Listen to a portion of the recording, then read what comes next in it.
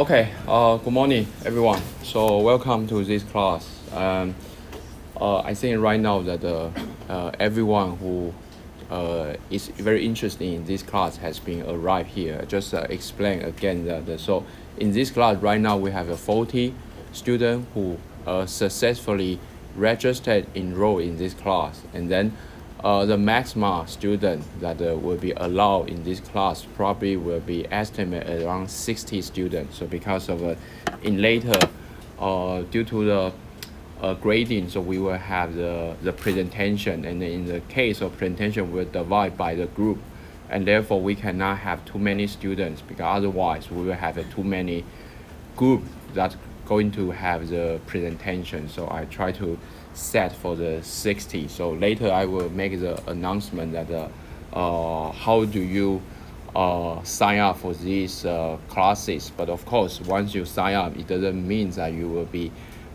guaranteed to be selected in this class, because still will be decided by your background and by your personal interest in, and by your especially your background, whether it's necessary for this class or not. Okay, so welcome to this class. So this is Tian-Li. So I'm from the Institute of Electronics in the NYCU, and in this class we will talk about the reliability, and also the most important is not only related to reliability. The second will be related to the failure physics, which is very important that for being the very professional semiconductor engineers. What we want is not only to test, but in the end is we want to understand why the device will fail after certain timing of the operation, and then we need to understand the physics. We need to understand what would be the possible reason cause the physics, and once we understand the physics, we might start to have a chance to improve our design and improve our process to in the end to improve our reliability. Okay, so first of all, we still have to define what is actually the reliability. So we are actually try to look at the dictionary to see that what's the definition of the reliability. So reliability can be explained by the two ways. The first one is the quality of state being reliable.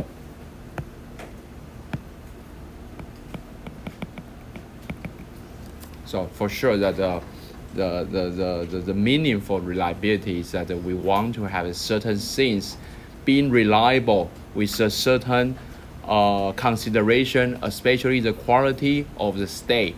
And then the second one, which is very important, that the extent to which experiment, test, or the measurement procedure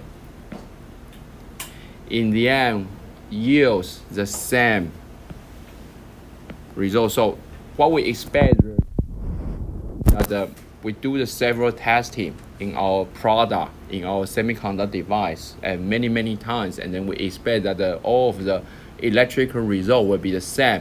But the most important is under the repeat trials.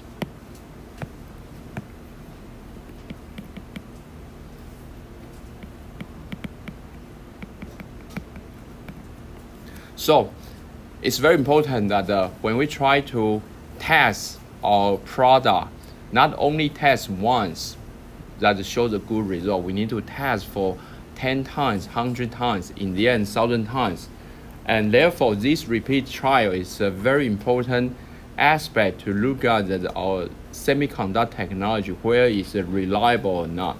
And when we talk about this repeat trial, this is actually has a implication related to the time-dependent characteristic.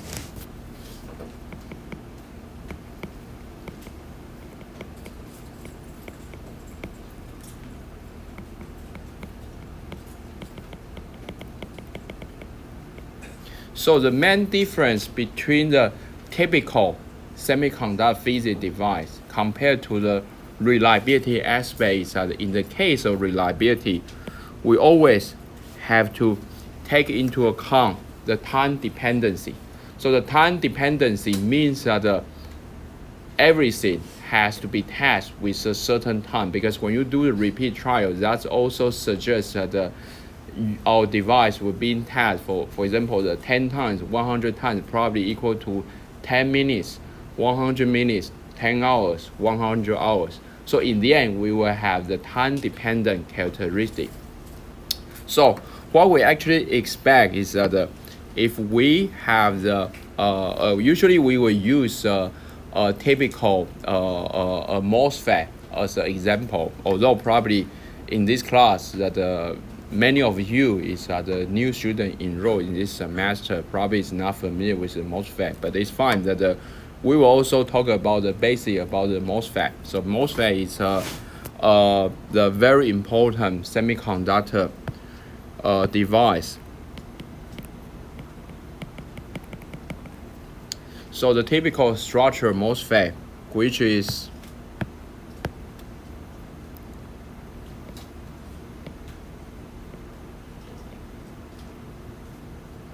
we have the substrate,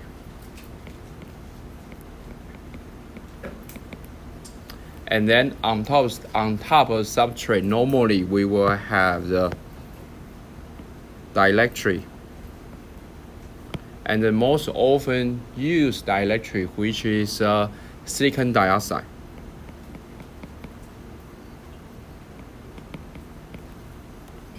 And on top of the silicon dioxide, we will have the gate metal.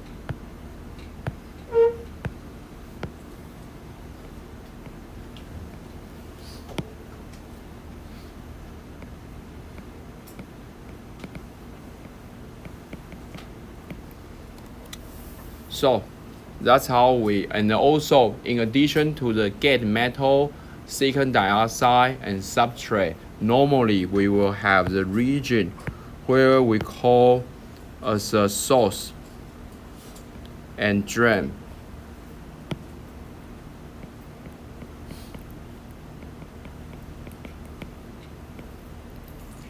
So that's a typical structure for MOSFET. So if you try to call the name from the top metal till the bottom, which is a structure that we have the metal, and then below the metal we have the oxide, and below the oxide we have the semiconductor.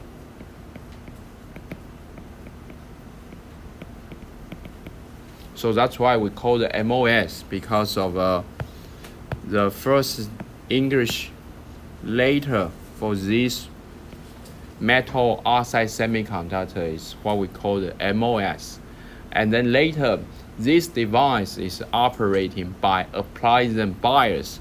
So normally, in the most often used condition, we will ground it, the source. So we put this as a grounding, which is a 0 volt, and then we will apply the drain bias here. So as we start to apply drain bias, at the meantime, we will apply the gate bias. So once we apply the drain bias and gate bias, and that's why we call this as a field effective.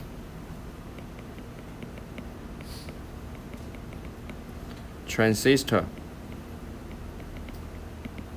because of once we apply the bias, then we start to have the electric field, and then all of the electric field will start to induce the carriers, no matter for the electron and holes in the semiconductor. So that's why we call this as a field effective transistor, which the first letter of this word is FET. So that's why we call this as a MOSFET. So basically MOSFET is just a abbreviation name of this kind of the semiconductor device.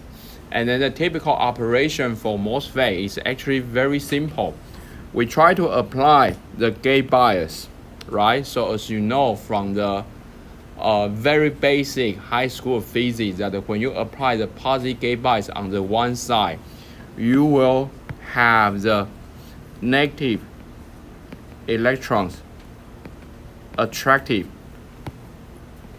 from the gate bias, positive gate bias region.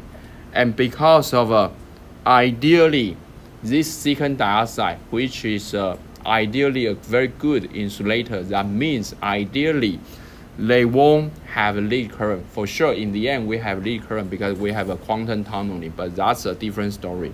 So we won't talk too much in here in detail. We just let you know that once we apply gate bias, we will attract electrons from this region.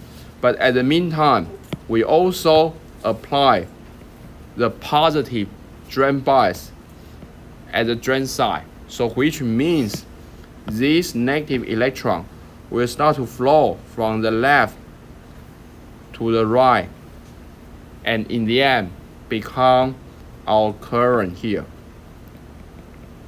drain current. And then here I use position from the electron. So electron will flow from left to the right. So in the end we will have the electron current flow out from the drain side, where it means that we have the current flow in from the drain side, because the current and the electron current has the opposite direction. But in the end, in most of better illustration, I prefer to use in the position of the electron, because electron is a main conductive carrier for the semiconductor device in most of the case. So once we have this basic understanding of how we apply the gate bias, we apply the drain bias, and then we start to have the carrier electron from left to the right and become the current. That means we, as being the electrical engineer like us, as being the semiconductor engineers like us, what we are interested in the most will be the current versus voltage characteristic. So in anyhow, whatever we do, no matter for what kind of device that you will be working on in the future, always keep in mind that the current versus the voltage characteristic is one that we want to pay the attentions that we actually interested in the most. So in this case, what we actually interested in, which will be the drain current versus our gate bias. So we are interested to understand the drain current relationship between the drain current versus gate voltage. And the typical characteristic for this IDVG will be, first one, when we slightly increase the gate bias, because right now we don't attract enough electrons in the channel. So in the beginning we don't have any current, but beyond a certain moment where we define as a threshold voltage, and then beyond this criteria, so we start to see our current will be increased, like in this case. And that's a typical IDVG characteristic, no matter what kind of a semiconductor device that you will be working on in the future. But anyhow, every IDVG are exactly the same like in this one.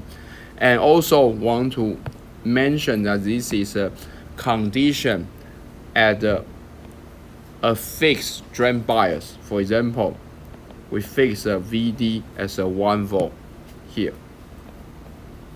So that's a fixed drain bias here. So that's a typical MOSFET characteristic, which the most important one will be the IDVG characteristic. And then what we are interested in is that whether this characteristic will be stable or not after repeat trials.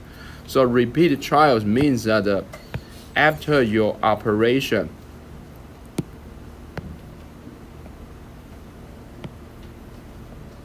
for 1,000 times, possibly that our actually the IDVG characteristic might already shipped. So in the beginning, in the fresh case, fresh means that this is a device that we characterize for the first time, whether we have the characteristic like this one. So this will be the fresh. And then after 1,000 times operation, then we will see, in most of the case, we will see our IV, especially our IDVG characteristic, shift in the one direction, where our threshold voltage increase, our drain current decrease. So that's the reliability issue, because now we can understand after operation for the certain timing, our device characteristics start to change, and then all of the key parameters, including the threshold voltage, including the drain current, actually has been shifted in the one direction, and this is something that we don't want. So what actually the goal for our reliability people is that we need to understand why the IV curve will shift in the right, and how do we understand the physics behind, and in the end, how do we do the modeling, how do we do the lifetime predictions. So as I say, the repeat trials is also indicate that this is an operation, that this is a characteristic that has a time-dependent characteristic.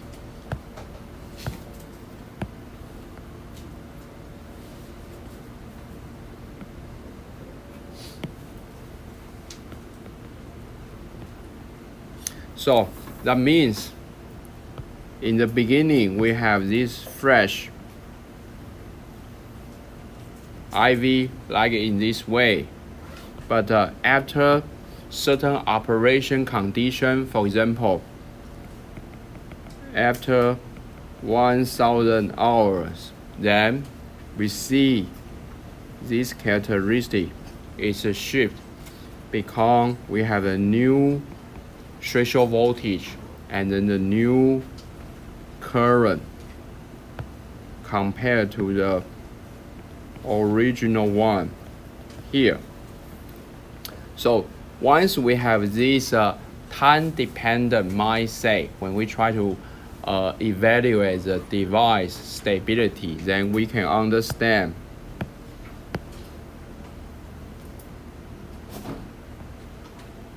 normally what we actually prefer to do is that we will extract the certain key parameter versus the time,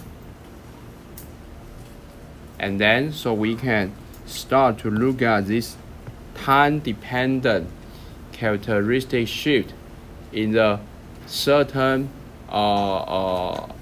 directions, where is 1 hour, where we have the 2 hour, where we have 1,000 hours here. So in this case, we can see that because of now we see our threshold voltage shift in the one direction, which we expected our threshold voltage will be increased as a time, and that's actually as a reliability issue, because now our VTH is not constant anymore, it's a time dependent. And as a engineer like us, we want to everything is very stable, because once everything is stable, we are easy to do some design, we are easy to understand, to predict the characteristic. But as a characteristic for the VTH increase with the time as shown here, it's a very challenging. It's a very challenging for the later application. So what we actually expect, ideally what we want is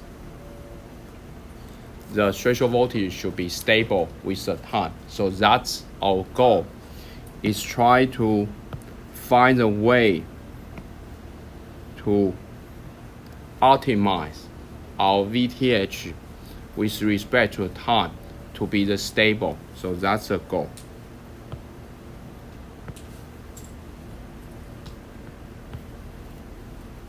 Okay, so that's the first one. You need to understand what this mean for reliability. So the reliability means the quality of state being reliable. And the second one is that we want to make sure that no matter what kind of a testing, same results in the end will always lead to the same characteristic.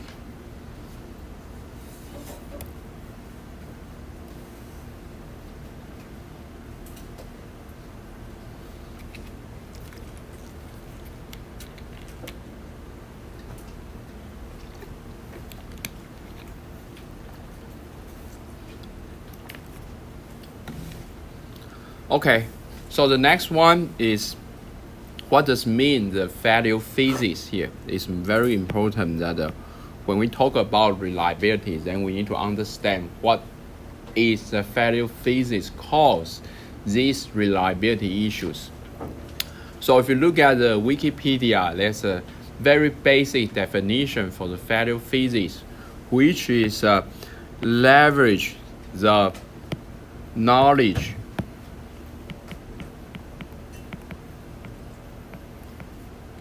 and understanding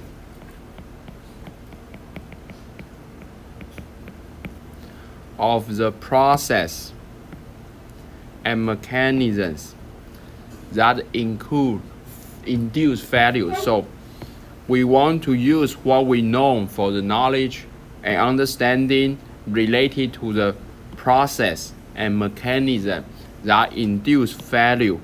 In the end, the goal is to predict reliability. This is very important. So what we actually want to do is we can predict the reliability, at the meantime improve product performance.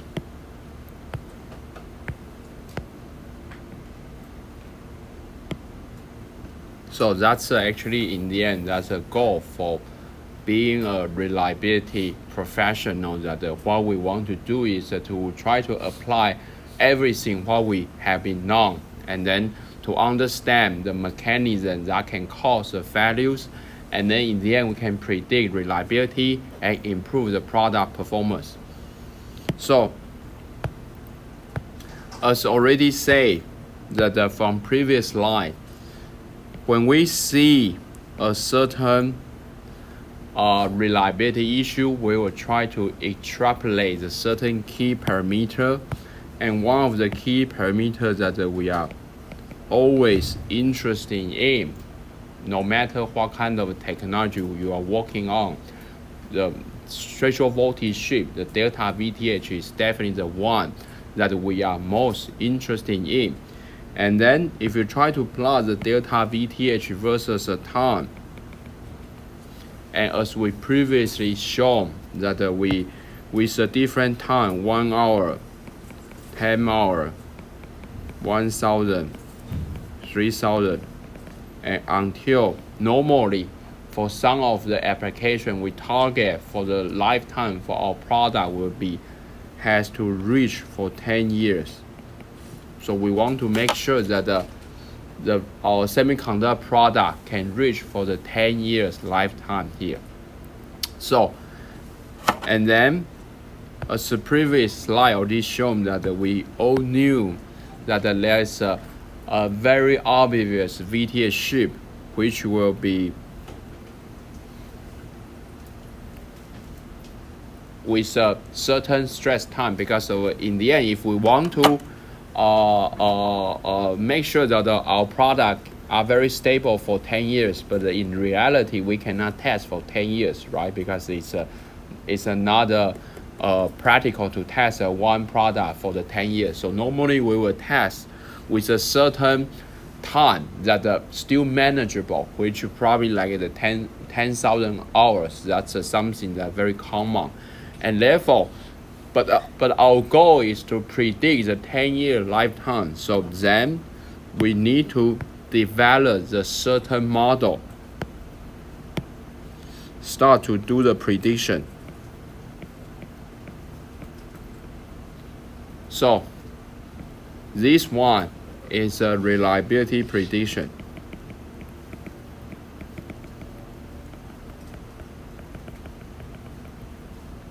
Based on the math and physics.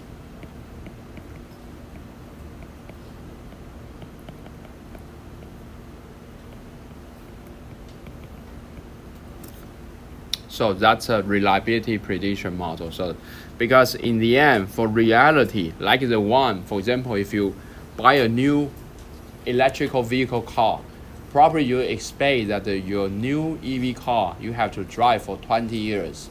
But how do you guarantee for 20 years reliable for every semiconductor components in your EV car? Normally, nobody can test for the 20 years reliability. So we need to do a certain short-term testing, but then we use every physics and mathematical model to do the prediction for the 10 years lifetime. And then normally we hope that after 10 years of the prediction, still the threshold voltage shift will with respect with a certain target, with a certain a reasonable shift, which normally we will set in some of the cases, not everyone. Some of the different technology has a different reasonable range, and then some of the technology they are allowed to have this 0.5 volt shift for the 10 years. So that's why we need to have the value physics, because of we do the testing up to here, we do the prediction based on certain math, based on certain physics. In the end, we hope that when the VTH shift till the 10 years still will be below 0.5 volt. If we can make it, and that means that our technology is qualified, and then we think this is ready for the production. Of course, the ultimate goal will be, we hope this will be flat. So then in the end, we still want this can be further improved.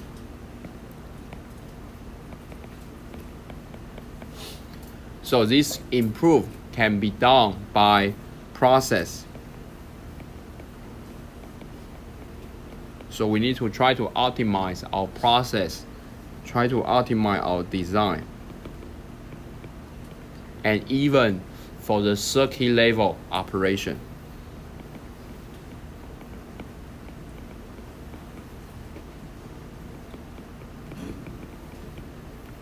So that's why the name of this class is the very two important pillar. One is reliability, another one is value physics. Okay, so the goal for this course is reliability is, after all, from the engineering in its most practical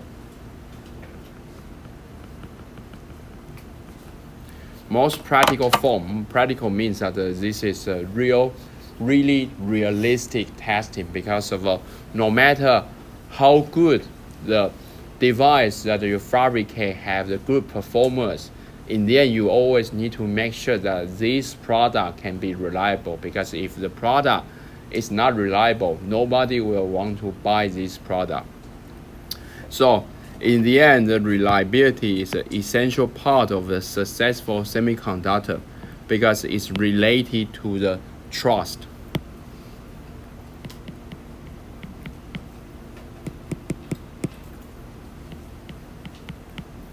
So what does mean the trust? Means that this is trust coming from your customer. That's why you want to pay more money to buy, for example, the Apple's product, because of your trust their product is reliable. You want to pay more money to buy some luxury European car, because you think the European car is more reliable.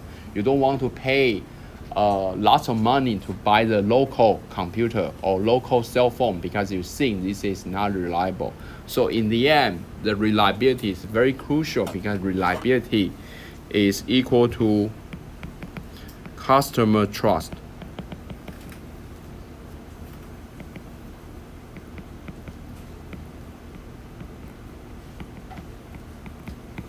So that's a very important one. So in the end, it's related to the customer trust. So if you can make the product with a good reliability, then your customer will prefer to buy you because they believe this is a high quality, high reliability, they can use for a long time, they won't get any problems.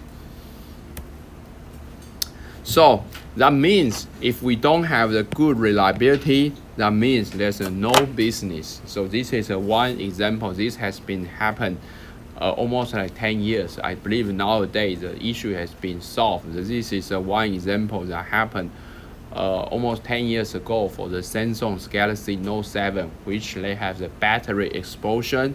So this battery explosion, at that moment, it was a big news, and then later all of the air flight, you know, when you take the airplane, and then nowadays that most of the air cabin crews will remind you that you cannot bring a battery, you have to put a certain battery in your luggage rather than your personal bag. So at the moment that all of the air flight company was banned the customer to bring this cell phone to the flight because there has an issue of the exploding.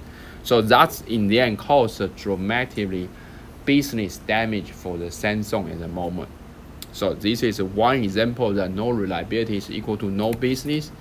Also, as you know now we are getting more and more semiconductor component in the one electrical vehicles. So then that means that we still need to make sure that the electrical vehicles are pretty safe, are reliable. So if there's any certain semiconductor components on the EV car got some problem, actually that will highly damage the business for the one particular EV brands. So now we can also try to make a show comparison between the different reliability aspect in the case with consumer electronics, where it's related to your cell phone, your laptop, your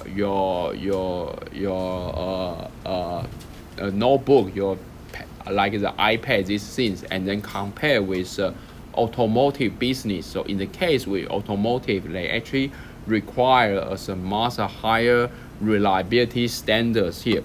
So if you try to look at the consumer product, normally the temperature range requirement for this consumer product will be 0 Celsius degree up to 40 Celsius degree, and then we normally expect the lifetime is only 1 to 3 years.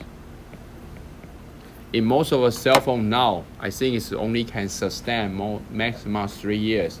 But in the some of a high-end product, you probably can use for until 4 and 5 years. But in anyhow, there's no cell phone producer want to make the cell phone that you can use for 10 years because otherwise they cannot make money. They always want to make sure that after 4 and 5 years, you start to change your cell phone. So the lifetime expectation for consumer will be 1 to 3 years. And then also normally we don't have to consider vibration, acceleration, and then ESD safety is up to 8 kilovolt.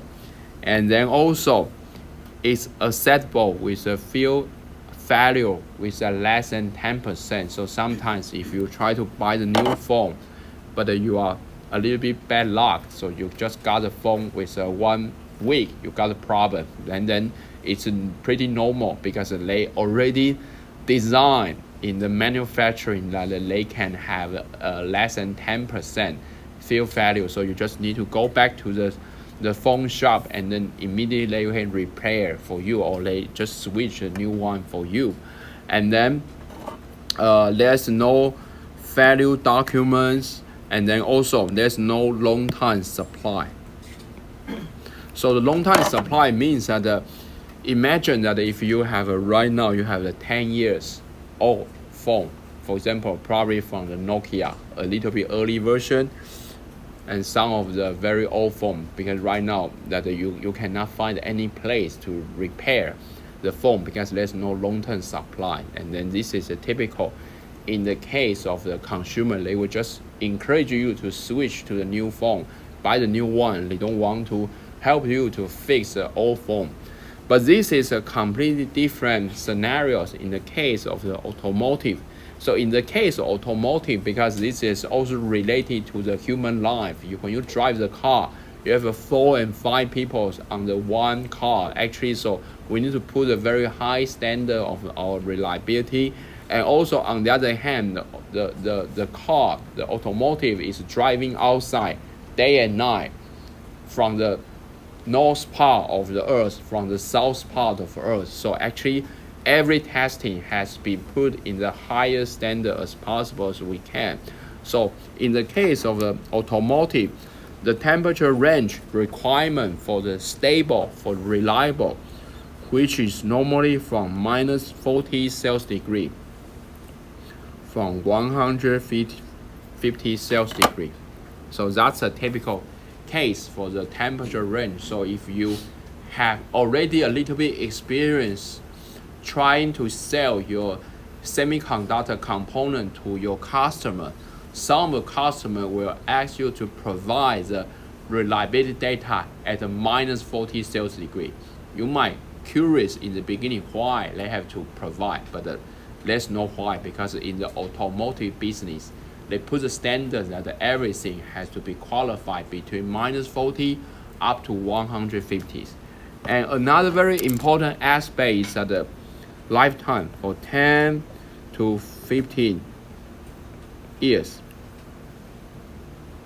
I think that's reasonable because you buy the new car, normally, unless you are coming from the very rich family, that you can change your car every 2 or 3 years. Most of the regular people, we will drive a car at least 10 years, 15 years. Sometimes from your grandparents, they have a car, very famous brand, but probably they have a drive for 40 years. So that's actually the lifetime for automotive. We need to have very long lifetime. So in this case, if you want to fabricate a car with more than 20 years of lifetime, you also need to make sure that every component inside has a 20 years lifetime. And also, when you're driving the car, you also have to consider the vibration that would be up to 200 kHz, and also the acceleration, and also the ESD safety that will be up to 15 kV. But also it's very important for automotive business. Normally, the target will be the zero value.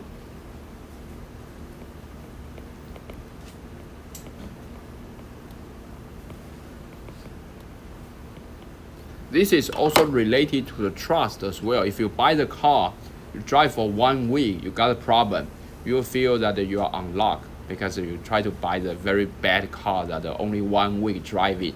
You have to go back to the maintenance company to fix, and after another 1 week you have to go back to fix. So in the end you just want to sell the car and then tell your friends that I don't want to buy this brand anymore. So in the automotive business, they normally set the target as a zero value because they don't want to damage any customer trust. And there's a very comprehensive value documents. And also it's very important that in the automotive business, we have the long-term supply can be up to 30 years. So right now, if you drive your grandparents' car back to the maintenance company, most of the company, they still can help to fix it. They can help you to purchase those old components. They can help you to change to a new one, because so that's a typical thing for the automotive. We have very long-term supply. So that's different aspect for the different product from consumer, from automotive, actually has a different kind of reliability standards.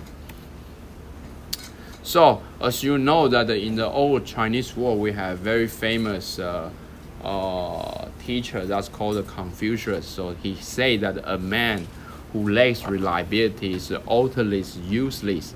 So this sentence exactly match to the new semiconductor technology. If we have one semiconductor technology lacks the reliability, in the end, this semiconductor technology is useless.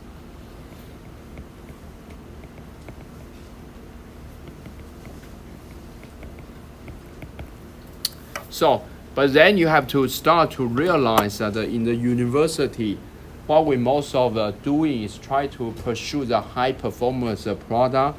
No matter what you are doing, probably the one of the goal from your advisor or professor is always try to push for the high performance. But there's always a golden rule that there's a trade-off between the performance and reliability.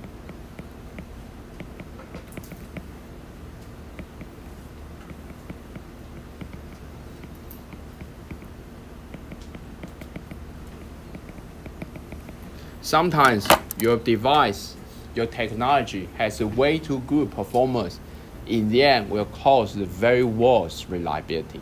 So in the end, those high performance work probably cannot make us a very good product. Want to have a good product, you need to balance the performance and reliability. So that's a very important mindset. When you start to try to develop your semiconductor technology, always keep in mind that not only see the aspect of a performance, for example, that could be our current. We want to, as a higher current as possible, we want to have as lower SS, which we will explain later is a substantial swing, as lower SS as possible. We want to have a breakdown voltage as higher as possible. But the reliability aspect is, as I already said, how long for being stable.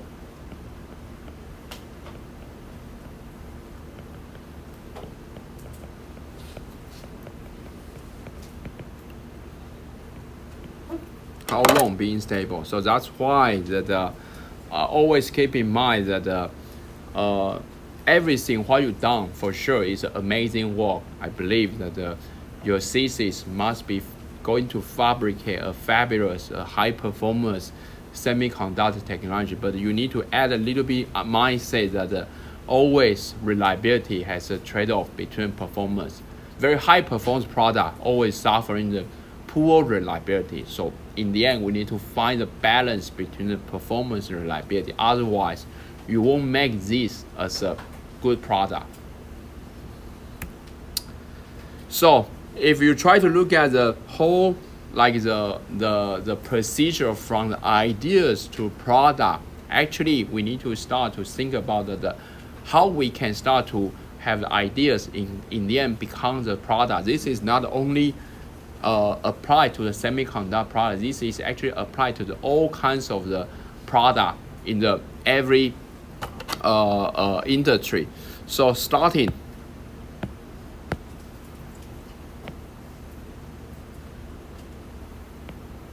So we have from here.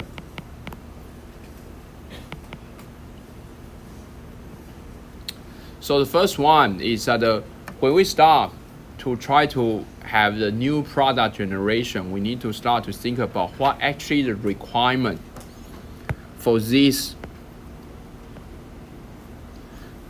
So therefore, the first thing we need to figure out, which is a requirement definition.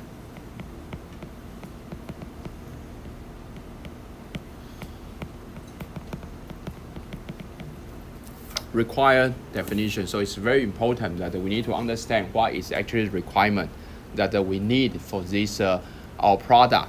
And after we understand requirements, then we start to need to have the concept generation, just like what we do for the semiconductor device. So okay, now your advisor discussed with you that your thesis will be fabricate a current up to 100 amp, and then the breakdown voltage will up to 1000 volt, and so that's a requirement.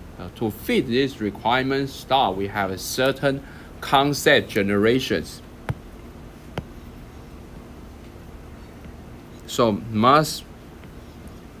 we must start to output several concepts, right? So you will have several ideas possibly can reach this goal. So that's a concept generation.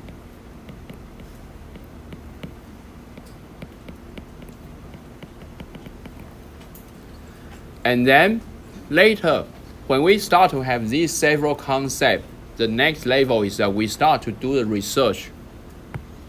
Try to eliminate certain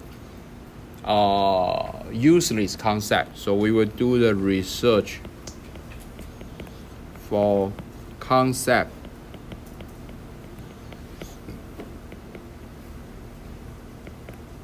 eliminations. So we will start to look at and then to see what's a typical the concept that's not useful. And then after a certain moment, we start to make our concept being mature.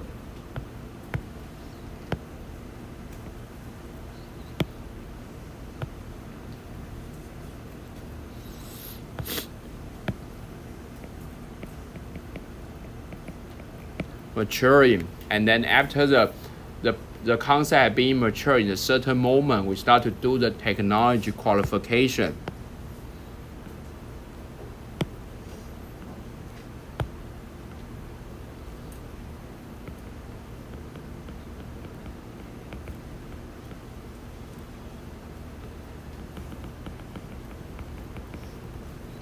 And then once we have a technology qualification, we start to do the product. So finally you qualify your technology, then you start to do the product development.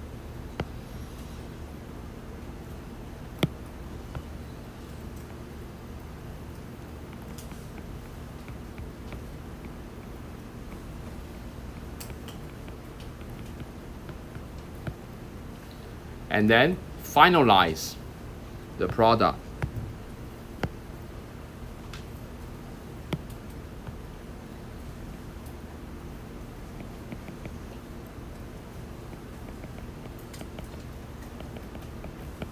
Finalizing the product, and finally we do the product qualification.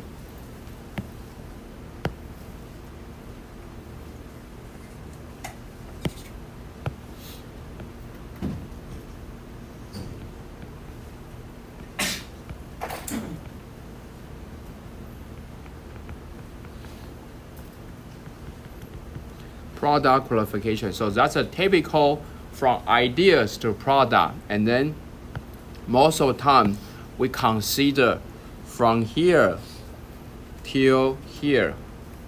That's typical we call research and development.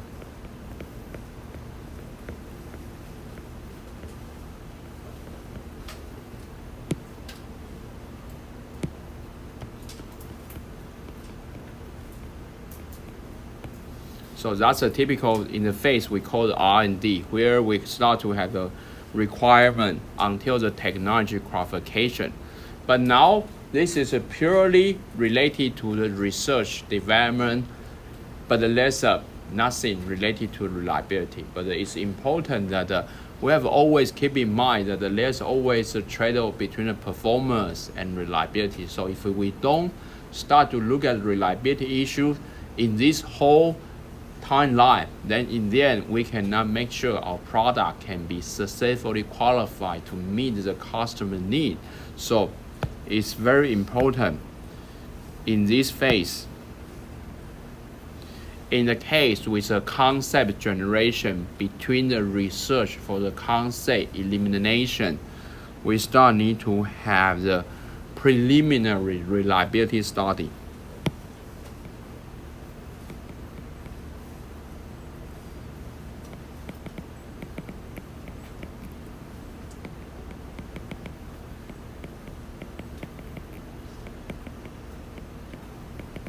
Because in this case, we won't miss the mindset of the reliability. We also including the reliability during the first one to research for elimination of the concept. And then also later we also need to include this one where we have to do the product level reliability testing before the product qualification.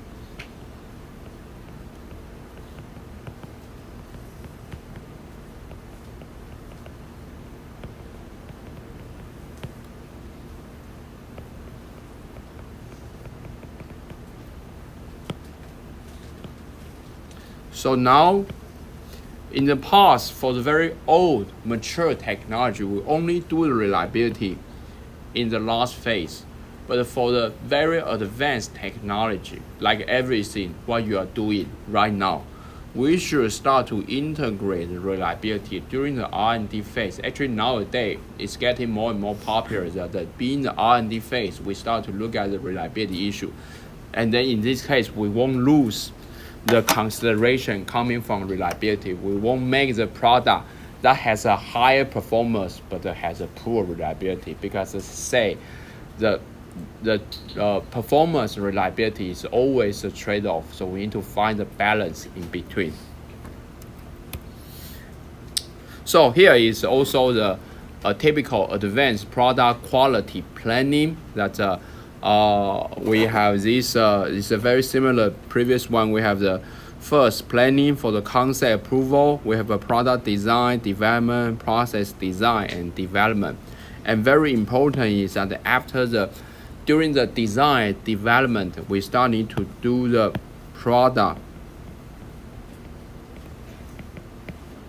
and process validation.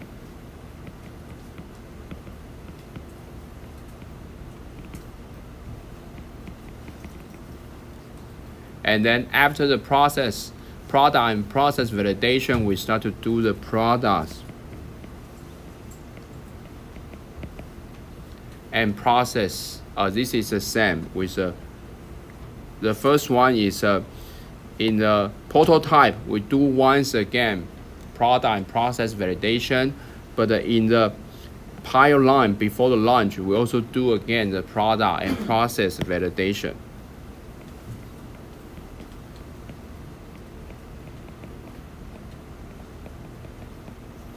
And to do the product and process validation, we normally consider as what we call the JEDEC reliability testing.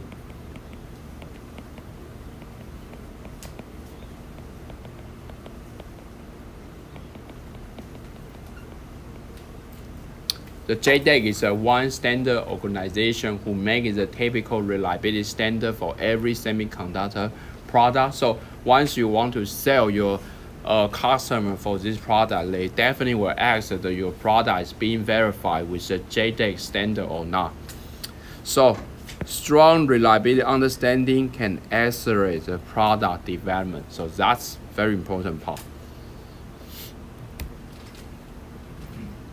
So here is a JEDEC. So JEDEC, as I say, the JEDEC is one organization that define the lots of the different reliability standards for the different products. So you can see in here has a material mechanical standard, characterization, thermal, logic, memory, DRAM, multi-chip, embedded memory, wide bandgap. So these are the different technology.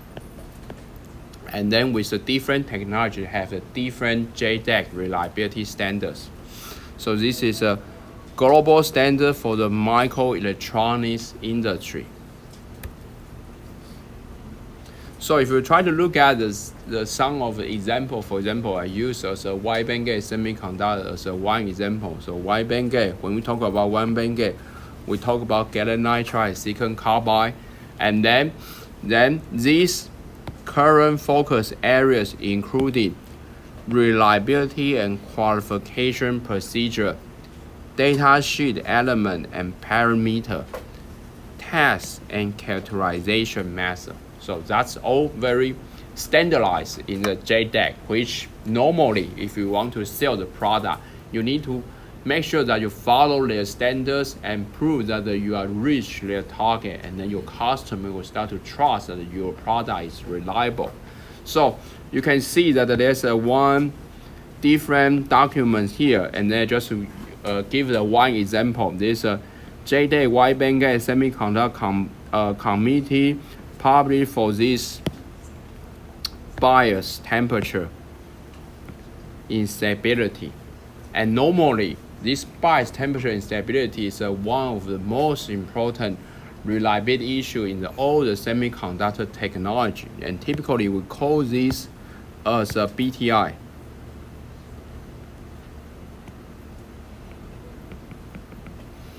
And this is something that we already mentioned in the first slide, because when we talk about the bias temperature instability, when we talk about BTI, actually this is exactly the same where we have been mentioned before.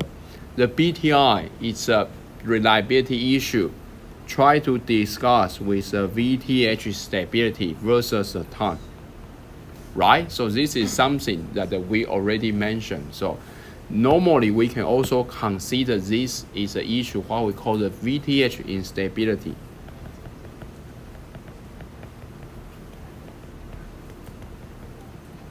So in this class, we will talk about lots of in the BTI later, but this just give you a short briefing about the BTI.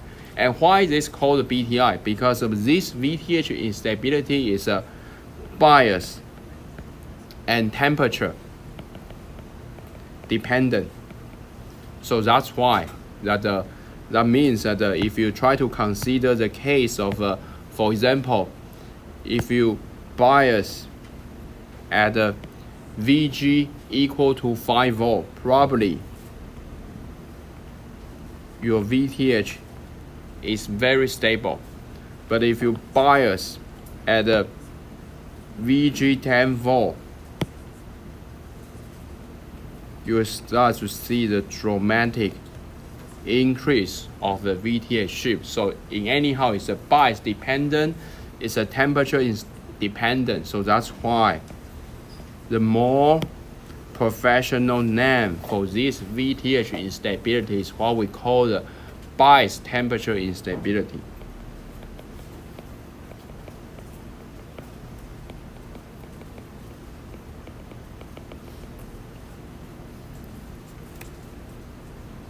So now with the first class, you start to get a little bit understanding several key terms. It's just 1 hour passed by, but now you understand MOSFET, you understand IDVG, you understand the BTI. So normally in this class, we will again to use some device example to illustrate the reliability issue. We will not just talk about the basic like the mathematical equation of physics. The most important is try to let you get some practical understanding that how this reliability issue will actually happen in our semiconductor device and how the industry sees these issues. So again, this is a typical JEDEC requirement for the semiconductor technology. So in here, this is a JEDEC based on the silicon technology.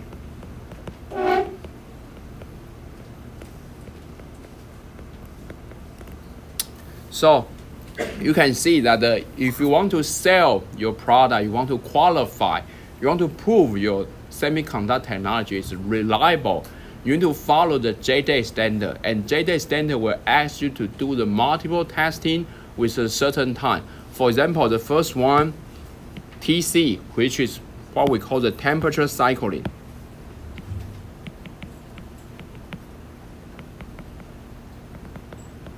So the condition is that you need to put your device to cycle between -55 to 150, cycle with 1,000 cycles, and then with each certain cycle, you need to characterize the characteristic like the 168, 500, 1,000, and you need to test for the 3 different loss. So this is 3 means that this is a 3.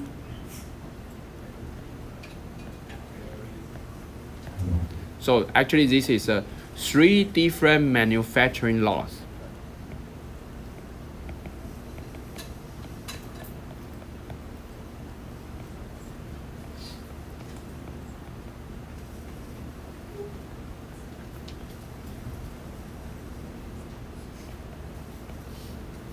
And then for each lot, you need to test 77 devices.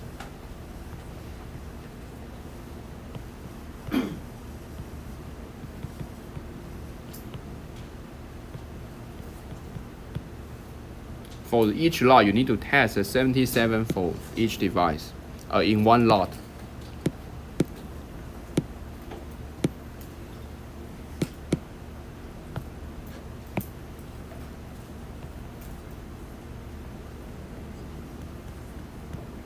So that's a typical standard. But why we need to do this selective testing? Because you run the thousands of wafers, thousands of product every day.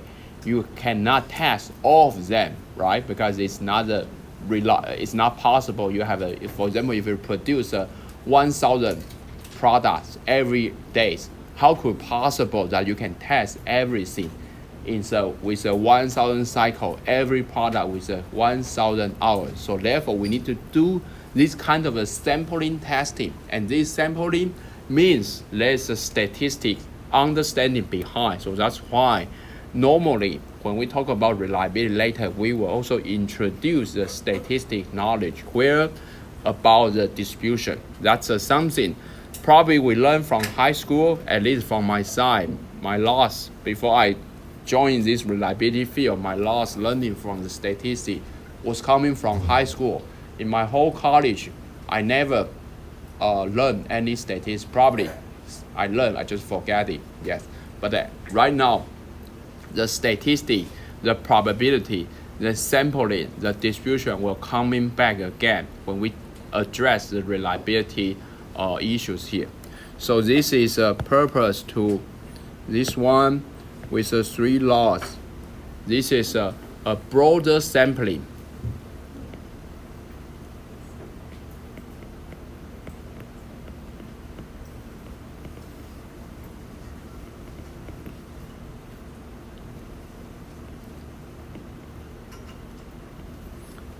For the manufacturing of the manufacturing process.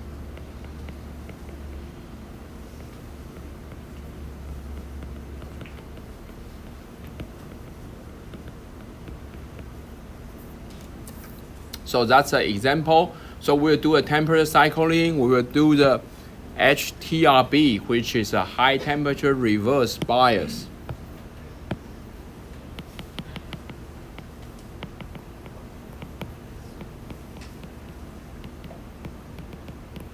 And we will do the HTGB, which is high temperature gate bias.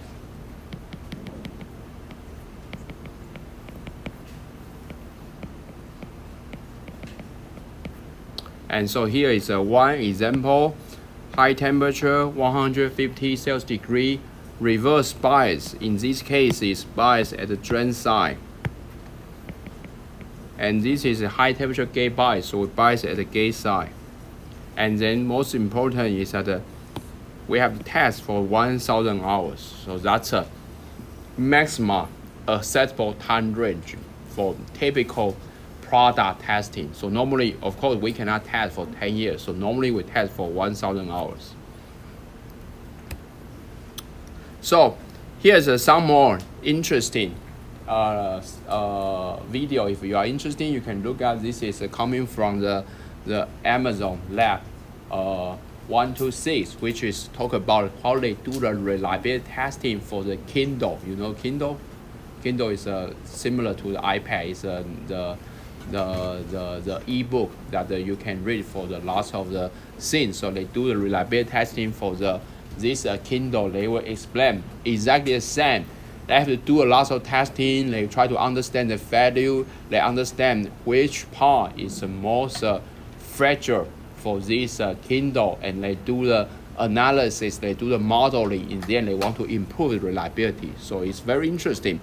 And then anyhow, in the no matter what kind of product you will be involved in the last phase is always the reliability. It's always very crucial, especially for the very advanced technology.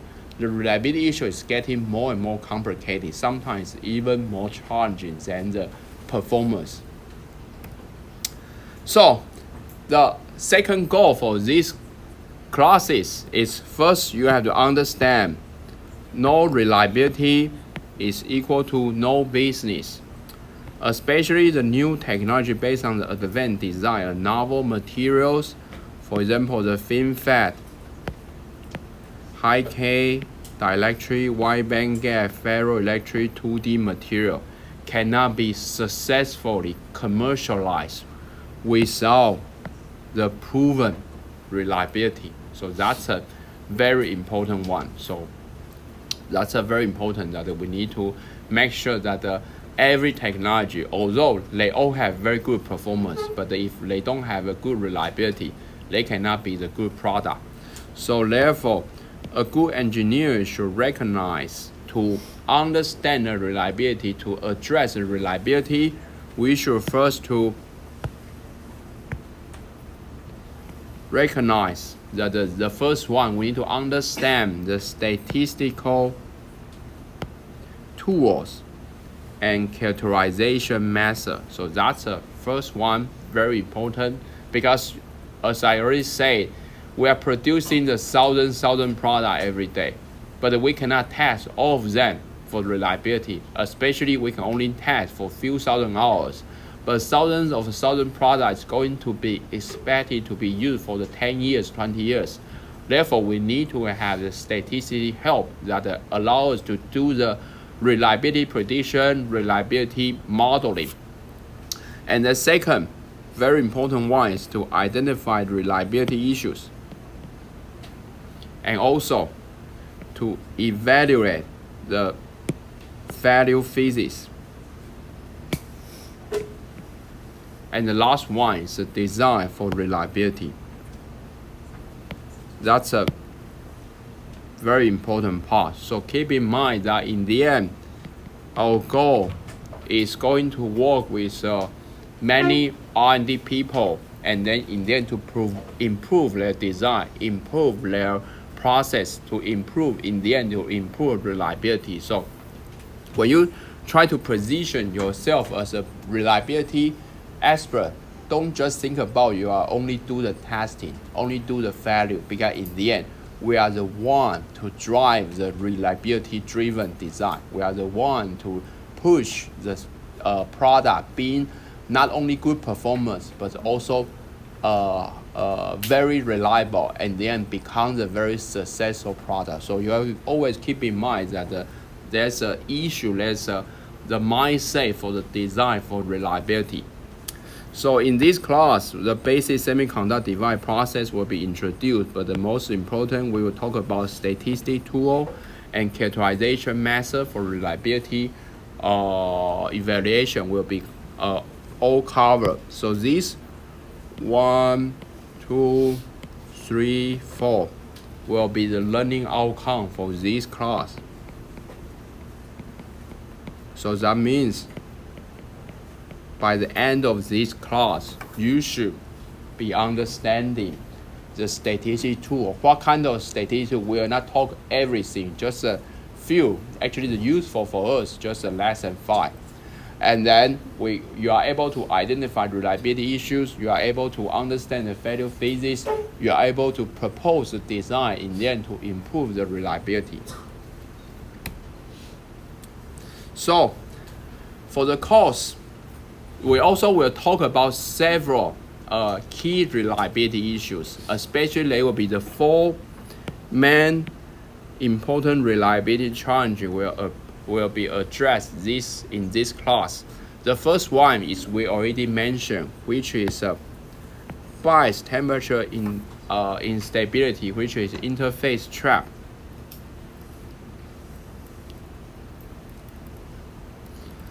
Before we continue, I think we can first, now I think you guys have a little bit sense that what's the goal for this class, and then you probably already understand that the level of this class will be suitable for you or not. So probably we will skip this one, and then we will talk about how this class for teaching will be arranged, because of then you can decide that whether you want to enroll this class or not. So in this class, we follow this Bloom's education philosophy. He is this very famous educational scholar who proposed different level of thinking in the higher education. So in this class, we try to encourage everyone. Also, in the design of this class, also try to encourage everyone to reach a different level of the learning. So this is a typical pyramid that we have a different level of the learning.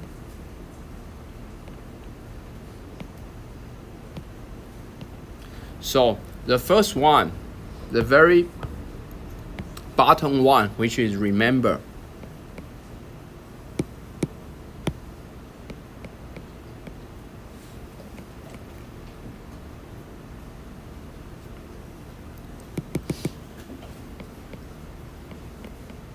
Of course, remember is not the key for this class. We are not under classes. We are not a high school, so we are not requesting everyone to remember all the equations. So remember is not the main target. And then the next level is understand.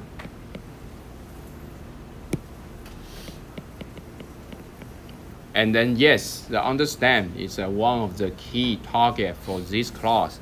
And we also have the next level, apply, analyze,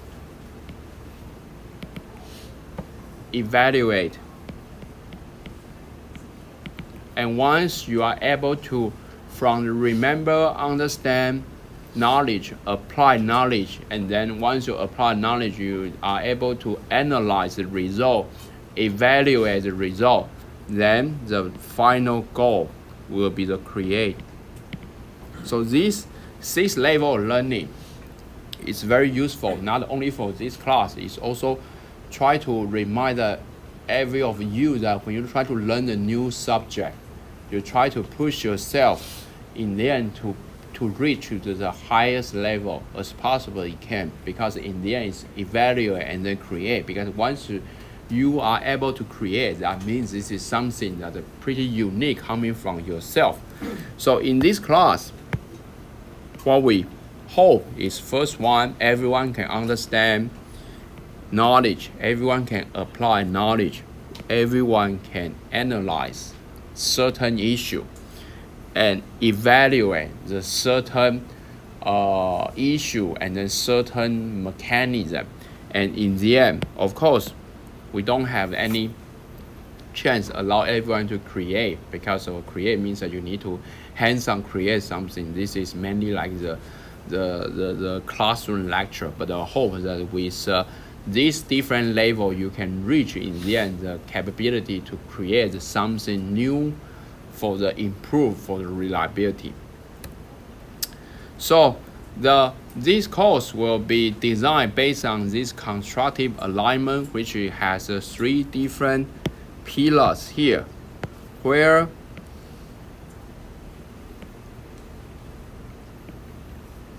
so the first one is that we will design the class based on the intended learning outcome, where I already mentioned before. That's what you expected to learn by the end of this class.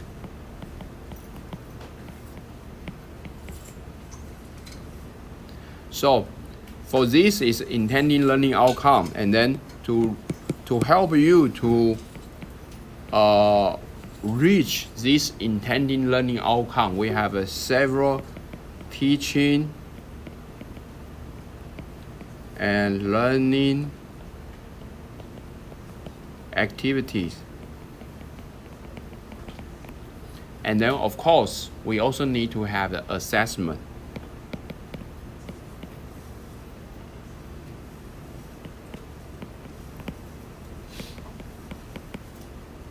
So these are all together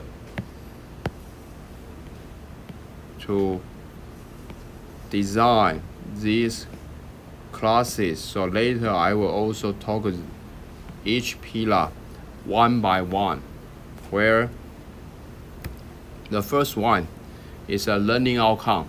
So by the end of this class, you should be able to explain the basic operation, principle, fabrication process for the MOS type semiconductor technology. So we will mainly focus on MOSFET. There are too many semiconductor device architecture so far. We cannot talk every reliability for every semiconductor device. So we will use a planar MOSFET as one example, and then try to guide you to understand reliability issue. But the learning experience coming from reliability in the planar MOSFET will be very useful to apply all kinds of semiconductor device. And the second one is that we will apply the basic statistic and statistics tool for reliability analysis. This is very unique in this class. As far as I know, there's no other semiconductor classes who will teach you again for the statistics. This statistics is not that difficult, just something that we don't use for a while. We normally won't use under probably if you follow some of the communication probability, you need to have a certain statistic. But now we need to pick up this knowledge again, because the statistics is very important for the reliability analysis. And then the third one will be the value physics. So the value physics is very important. So we will talk about 4 different values reliability. The first one is the bias temperature instability and interface trap, time dependent dielectric breakdown TDDB, mass transport induced value, and the last one, the electrostatic discharge ESD issue. So these 4 reliability issues is getting more and more serious in the nowadays semiconductor technology, because we try to make our semiconductor smaller. Once you have a smaller, your current density is higher, your electric field is higher, then your BTI is getting worse, your TDDB is getting worse, you have the loss of electron migration, you have very serious ESD issues. So that's happening all kinds of semiconductor technology.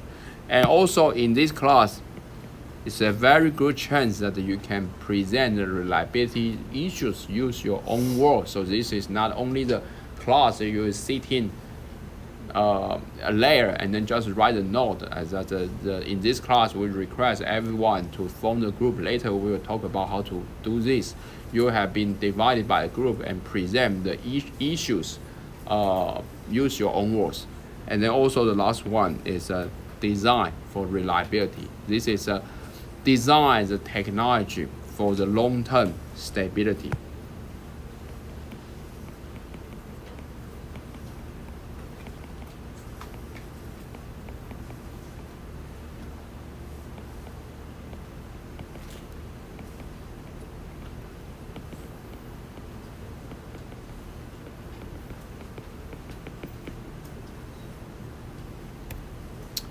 And then regarding for our teaching and learning, we have the reference textbook here. I think this textbook can be downloaded from the NYCU library. There's an ebook here, but only 50% of this the content from this textbook will be referred, because of some of the content is less important. So, but at least this is a very good textbook that if you are interested in the reliability. And then also we will have the course slide here. We will, every lecture I will record the lecture, I will put it on the internet, and then so you will be able to read, watch it again. And we have a topic-based literature. So we will assign you some of the literature for related to BTI, TDDB, ESD, and so on, and then you will form a small group to present your understanding in each literature. And then you are welcome to contact me for any issues. And then in this class we have the 2 TA, and actually they are just here, but they will only show up in the first class, and they will probably later for all of the gradings and lots of things. If you have any question, you are welcome to contact TA as well.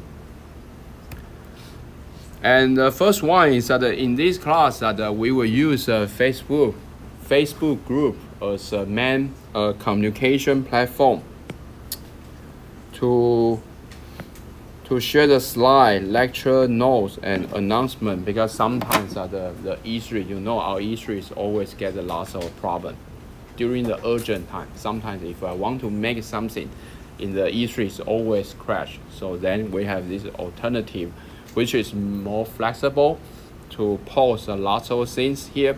And this is you will have this QR code for this group. For later, we will only share the lecture notes and then the lecture videos and then important announcement in this group. And then so we have this is a QR code, and then when you try to log in the QR code, and then actually when you try to sign up for this Facebook, you're being asked for several questions. And this is important because I need to make sure that actually the student who in the Facebook group are the student who actually in this who are enrolled in this class. So you need to fill in your university department, student number, name. So that's all. So we will share this again. But another most important is that regarding for the lecture hours. So I will show this slide again. So during the break. So also I want to propose that try to change the lecture time. So original the lecture time is 9 on every Monday. Every Monday has a class. Need to come back university is already very challenging.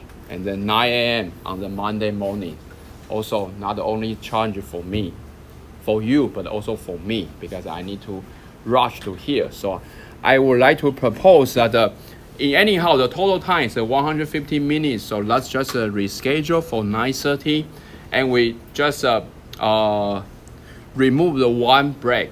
But you are feel free to do whatever you want. You can go out from the toilet, have anything, have the breakfast anytime. So actually we still have the one break that will be only between the 11:10. So that will be starting from the 9:30, and we expect it to end the class at 12:10. And then if you have the urgent things, or for example you have the class in the afternoon, you need to leave earlier, is also welcome. So that should be good arrangement that benefit both of you and me. So we only have to come here at 9:30.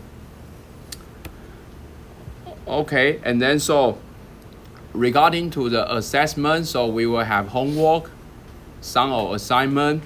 Most important, we have this group presentation, and then now we don't have the lab demo because of there are too many students. Probably if we have less student, we can consider. But if we have a lot of students, it's difficult to do a certain demo sessions. And then this is grading policy. So we have an oral presentation that will be accounting for 35%. And we have as I say, the remember is not the key for this class. So the final exam will be executed as an open book. So that will be accounted for 35%. And then we have a homework 50%, and then attendance 50%. And then the oral presentation will be request to be delivered by English, but you have to try to use this opportunity to a little bit encourage yourself to practice English, because you know nowadays it's getting, if you want to work in TSMC in the future, probably you are not always based in Taiwan anymore. You will be assigned to work with some of the external location, external customers. So it's very important. Start to practice yourself in English. I think in university, even your English is not that good. We won't put a very high standard, because still, whatever you say, I think most of us still can understand. But it's a good opportunity for being practice. And this is a selected topic. So we will talk about this topic for the presentations. And so we will talk about the bias temperature instability, and we talk about the TDDB. We talk about the mass transport induced value and ESD, and each topic will for one group. So, but don't worry, we will assign the group for you, so you don't have to worry about that you cannot find the group match. So that's not a problem. Normally, I will assign for everyone, and then also the student will be randomly selected for the presentation, and then the presenter is randomly changed. So we will talk about this after when we start to executing the group presentation later. Okay, so that's the most important part for nowadays. So this is additional student enrollment. So you need to sign up by today noon, and then you also need to answer several questions because of as I say right now, it's a full enrollment. We have 40 students who enrolled it.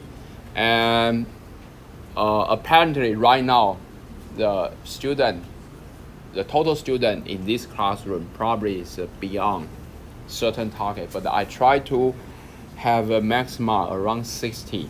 So I need to do some selection. So you need to answer several questions, your name, your university, your college department, your graduate or undergraduate student in which year, because if you are too junior, probably will not be very suitable for this class.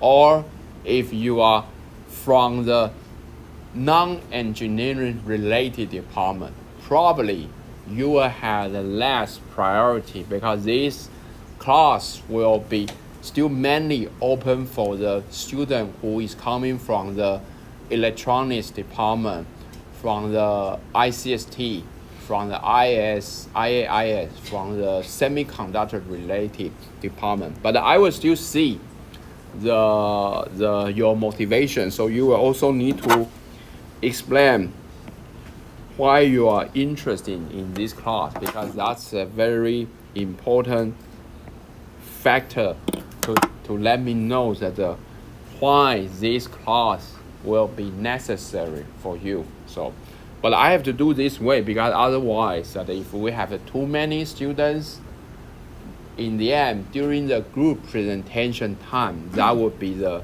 nightmares. Okay, so now we will take a break for 10 minutes. So if you have any questions, you can come, always welcome to ask me. So we'll come back at 10:45.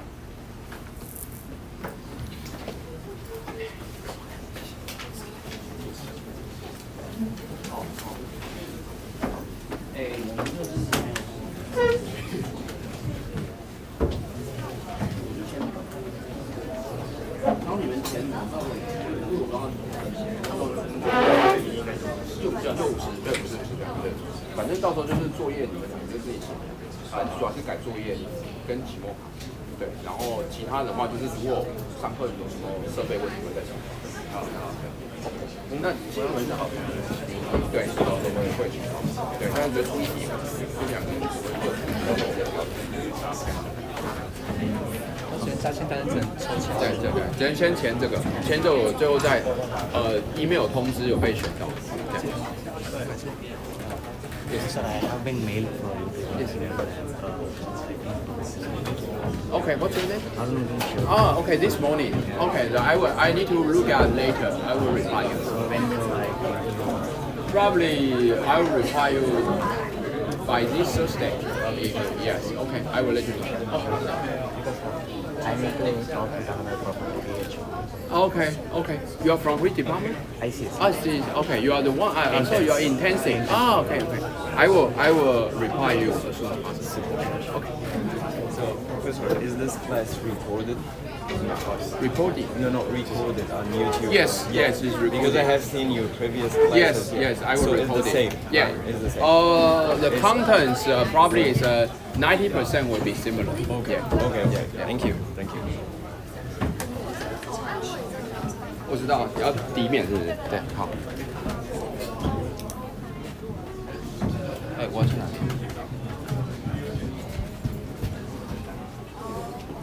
好，你看一下这个。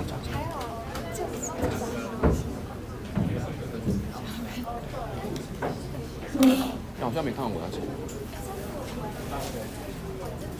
其他有拿过来签，我想你可能要确认一下，你确认一下再跟我讲看看这我要签。好，好好好，然后我加签的话就是先需要资本的。没有，先填这个，对，到时候会再通知。不好意思，就问一下刚课程，这可以。比如说那个 three lot 加上对7个 device，那就是 three lot 对 three lot 的等于说比如说 batch 的位置，然后进去同一个 process 然后出来以后再去测，还是说比如说同一个时间段内？同一个时间段内，它是挑一个同一个时间段内最好。就是因为大学跟大学那你先填吧，先填，对，然后我再统计，对。所以之后再对。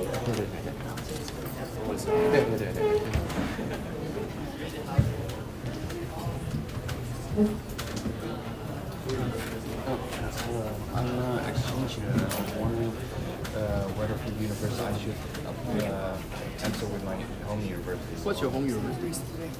University of Twin. Oh, from Netherlands. Yeah. Oh, okay. So just maybe just fill your home university, and then what's your undergraduate or graduate? Undergraduate. Okay, and then just fill the information for your home university, but maybe make the bracket. Now you are visiting student or exchange student in the NYCU. In the university or department, you can say you are visiting or exchange student. Yeah.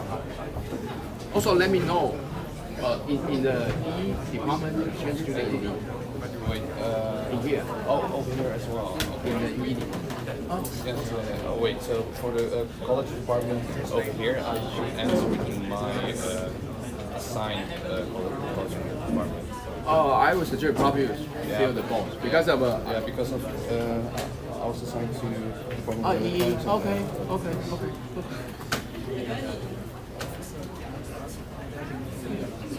Yes, you need to fill home. Yeah, I need to calculate how many students.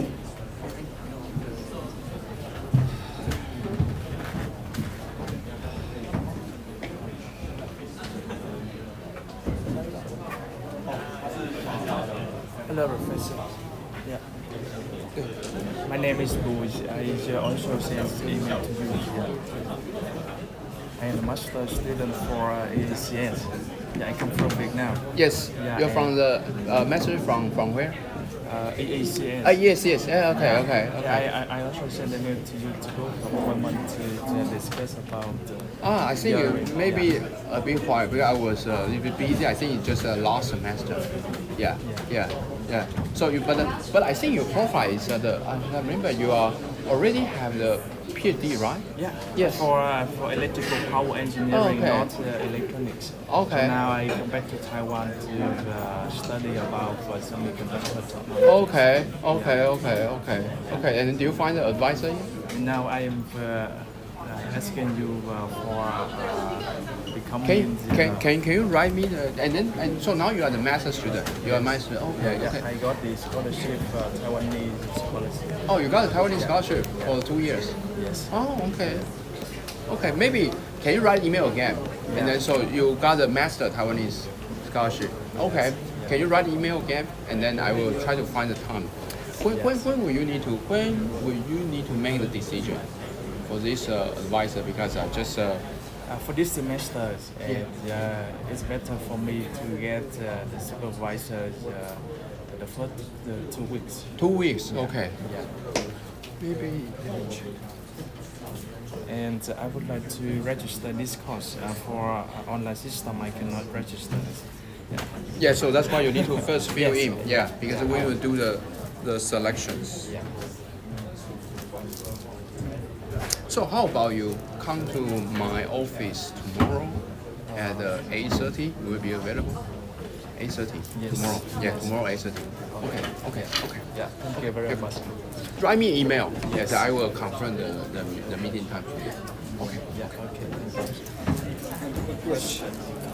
Is this enough for exchange or do Well, first you fill this additional sign up and write email for everyone. one, you got a call, and then once you receive it, you can find Okay. Okay. You are the exchange or VC student or your full-time student? Exchange is from Germany. Which university? Oh, for your one semester. Yeah. For your under master student. Okay. So in here, are you going to do the research or purely just follow the classes? Right now, just process. Okay. Hello, nice to meet you in person. Yes. I'm the one who contact you through the email. Okay. 凌晨上。 Oh, okay. Nice to meet you. Finally, welcome. So finally you arrived. Yes. So I think because you are just new, right? So you just first to sign up, fill the form, and then sign up, and I will see the situation. But for rest of the class, I think you can register. Yes. And then so when. Then please also come to my office at 4. I just write email to you. It's at 4, right? Do we meet at 4? No? Not yet. Oh, okay. I will write email and then to let you know that when we can possibly meet up today or tomorrow. Okay. Thank you, sir. Okay. Yeah, nice to meet you. 资本加签单是等到之后确认有可以加签的话，再拿资本加签。好。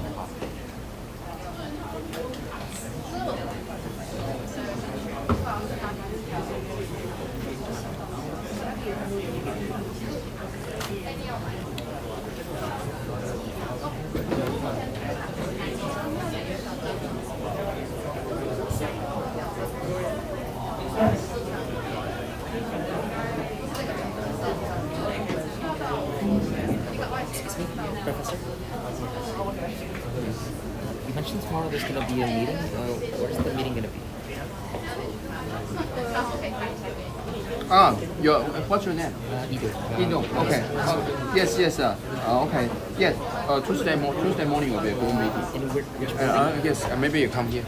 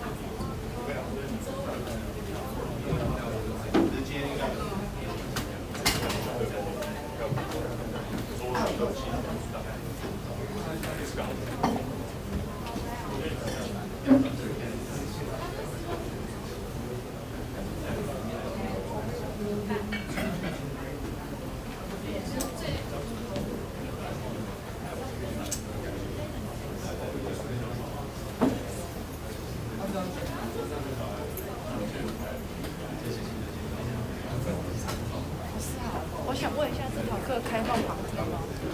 旁听可以啊。那老师，如果后来有决定旁听的话，可以写信跟你说。可以，你现在是有注册到的，还是我没有注册到，我是没有注册到。 OK， 然后我还在决定要加钱 OK， 旁听。好。然后如果决定旁听，可以写信给老师。可以啊，没问题啊。助教吗？你先写信给我好。好。然后可以请老师帮我加进去。没问题。好，谢谢老师。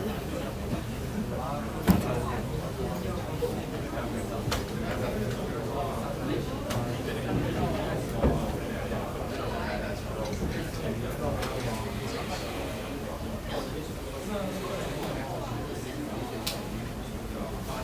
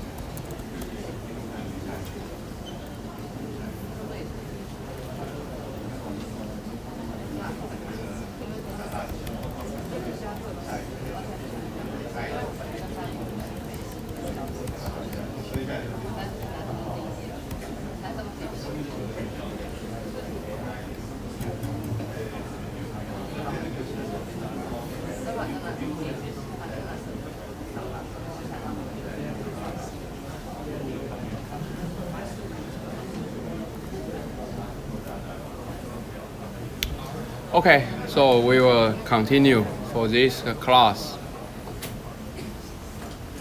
So it's good to see that now we get less people now. So it's good, yes.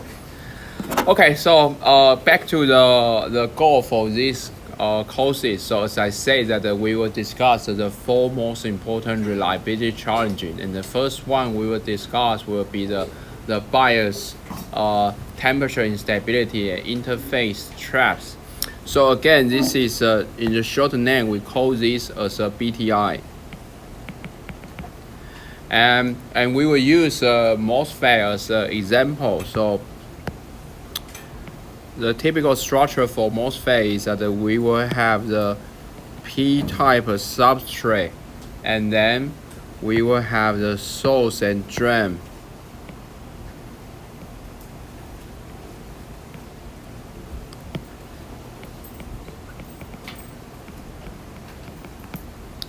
And then on top of the source drain, the surface, we will have the dielectric, which is SiO2, as we most often use.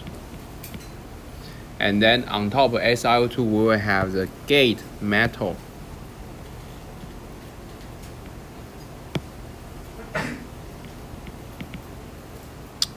So this is a typical structure for MOSFET, especially this is for the N-MOSFET.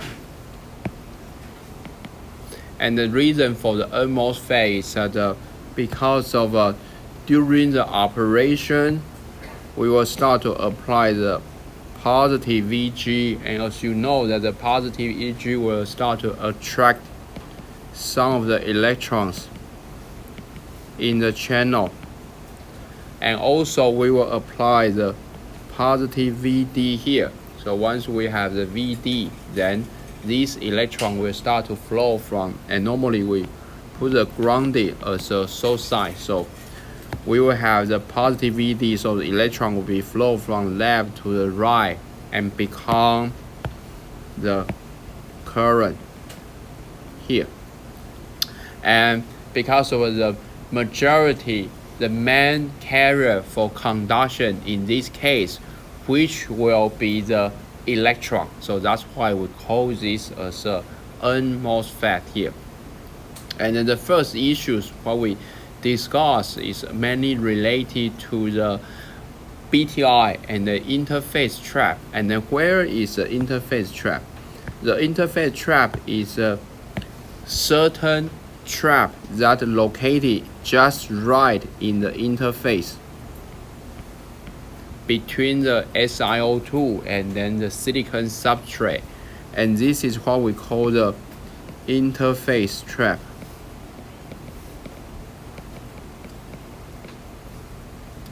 And this interface trap will cause a certain instability, and then this is This is typical channel, and this is dielectric, and we have the interface trap just right in the interface between the SiO2 and then the silicon substrate. So this is a plate for the interface trap.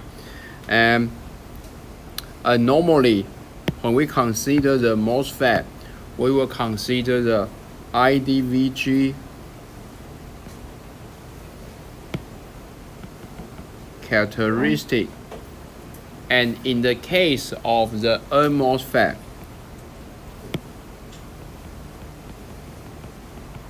we will have the output characteristic, which is like in this one.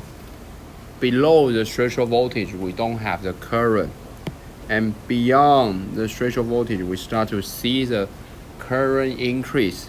And this criteria that we call the threshold voltage here. And once we start to bias this MOSFET for being while, and we measure again,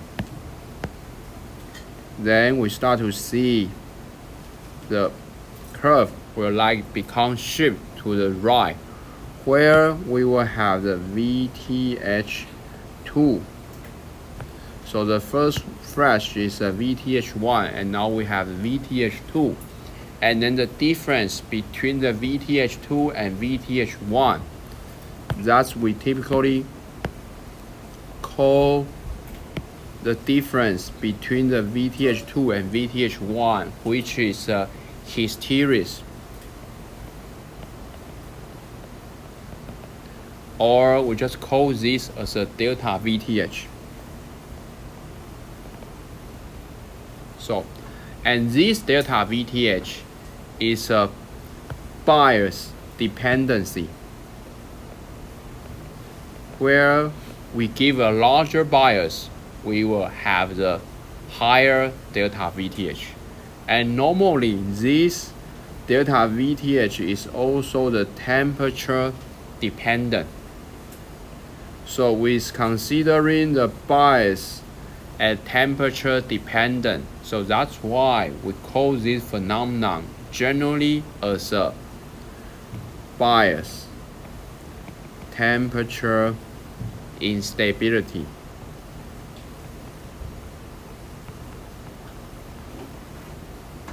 And because about this is a case where we consider as a positive VG,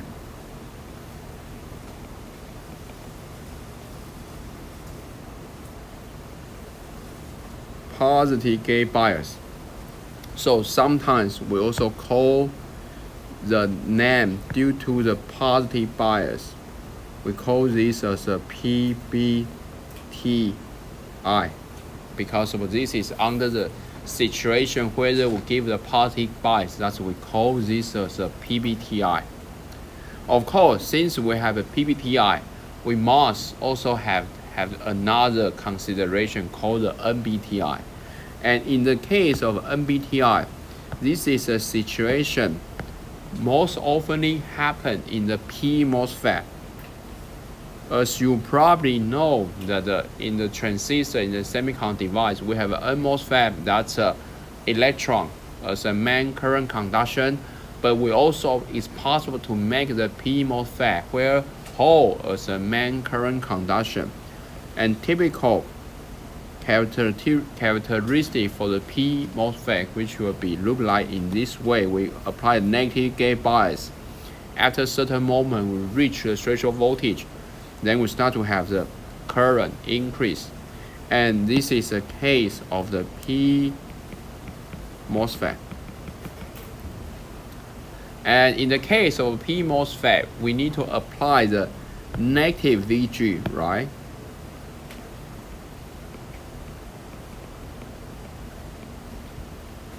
So that means since we have a negative VG, and therefore normally in the case with PMOS, when we apply negative VG, we will start to see our threshold voltage shift toward the left. And because we apply the negative VG, and therefore we call this phenomenon as a NBTI.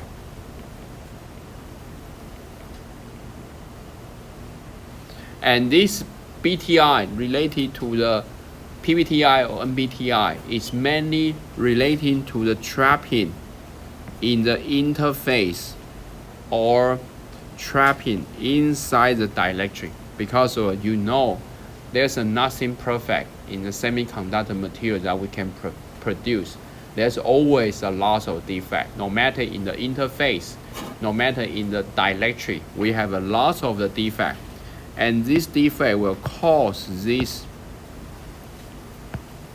we start have a defect.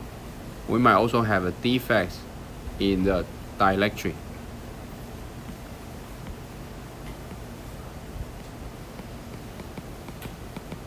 So the interface trap plus the defect in the dielectric.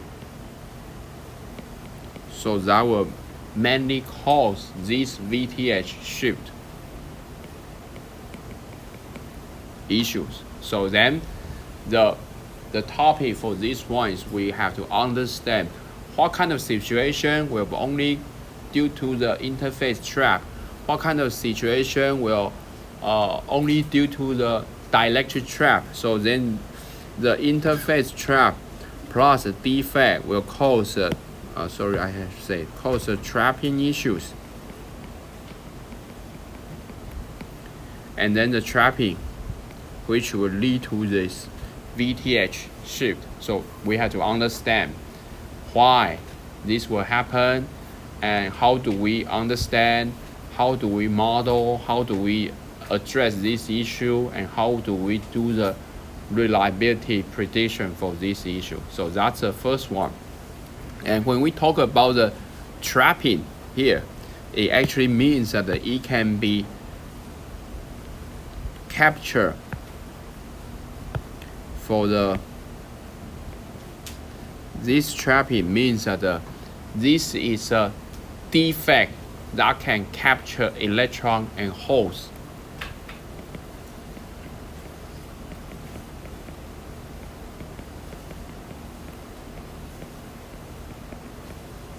So that's, we call this as a trapping issues, that there's one kind of the defect, then this defect can try to capture the electron holes, and then this phenomenon we call as a trapping.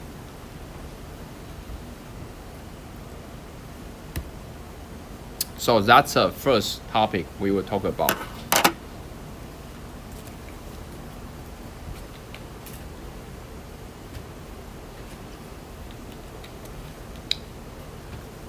I think we still have some seat, empty seat, right? We have it here and there.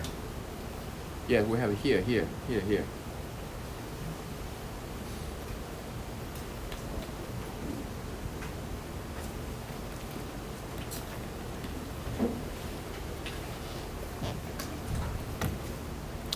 Okay, so another one, which is a very important one, is that we call the time-dependent dielectric breakdown. As I say, that the difference between the typical semiconductor physics versus the reliability physics is mainly, when we talk about reliability physics, we put a time factor inside, because we found out that every time reliability degradation is always related to the time-dependent characteristic. So therefore, there is a very famous, well-known reliability issue that we call the time-dependent dielectric breakdown, which in the short name we call as a TDDB here. And to understand the TDDB, also we need to start to use as a MOSFET as an example.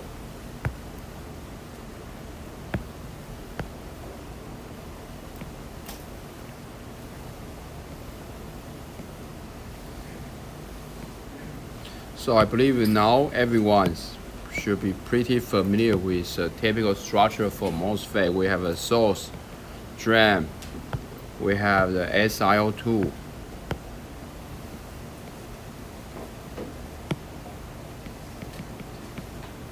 and then on top of SiO2 we have the gate electrodes here. So what we have been mentioned is that during the operation of MOSFET, the first stage is that we will apply the positive gate bias, right? At the meantime, with the positive gate bias, we will start to have the electrons form in the channel, and because we apply the positive bias, for example 1 volt here,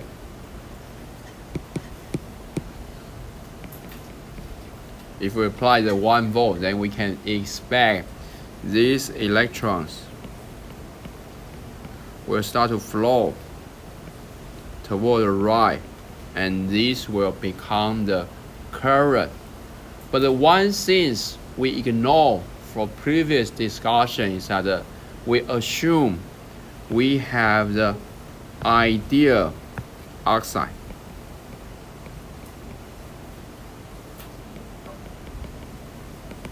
So the ideal oxide indicates that this should be the perfect insulator.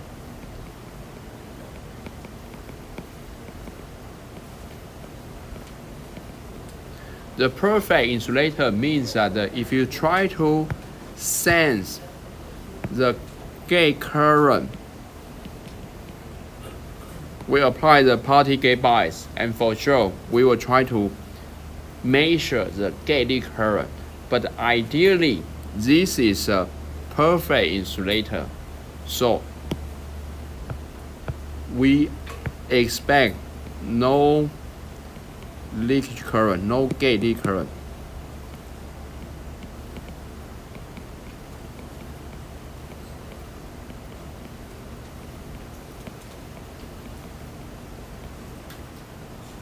But in reality, you will find out that this is not true, because if you really use a current meter, some of the machine to sense the gate current, you will find out that actually with a consider of the IG, the previous one, what we always consider is the IDVG, but now if you try to plot the IG versus VG, actually the gate current is not zero. Although it might be low, for example, probably 10 to minus 10. 10 to minus 10, to be honest, is not that low, because in the semiconductor world, when we consider low, it's usually we have to consider the unit as a pico, which is 10 to minus 12. That's we consider as a low. But the 10 to minus 10 is not neither low but neither high. But at least that means that it actually has a current flow through the SiO2. In the end, generate from the gate side becomes the gate leak current. So that's a reality. So in the conventional, what we understand, what we expect is that your SiO2 is a perfect insulator, then your electron should have no way to cross this SiO2 and become the current in the gate side. But in reality, we found that there's some magic things happen that this carrier can somehow across SiO2 and become the gate leak current. And the reason why we will have this is because we have the quantum tunneling.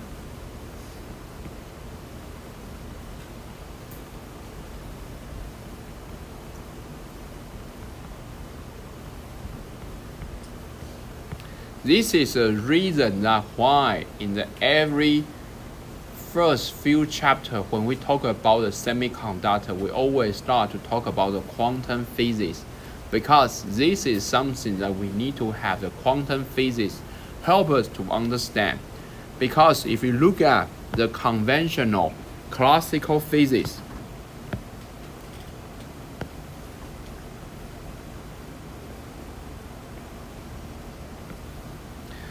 So in the case with classical physics,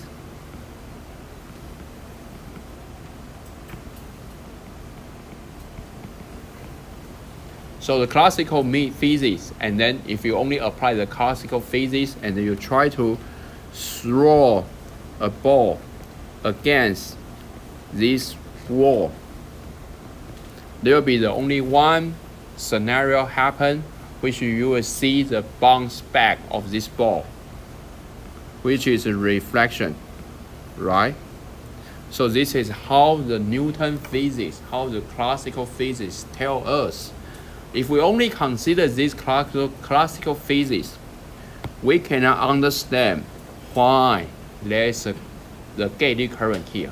Because based on the classical physics, the carrier against this wall will only have the reflection. You have no chance to measure the gate current here. And to solve this issue, we need to start to consider the quantum physics. In the case of a quantum physics,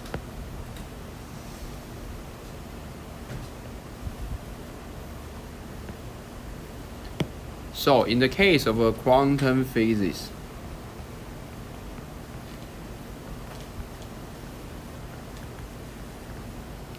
right now you have a ball, but right now we are consider in the very, very small dimension, very, very tiny world. So now here we don't really throw a ball, we throw a carriers.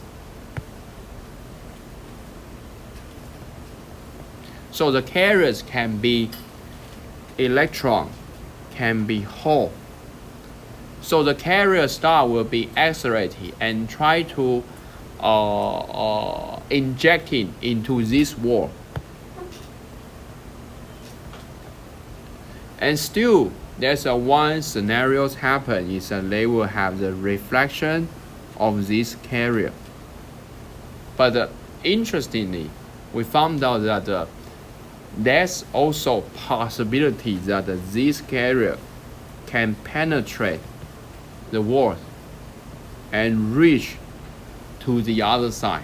And this phenomenon is what we call the tunneling.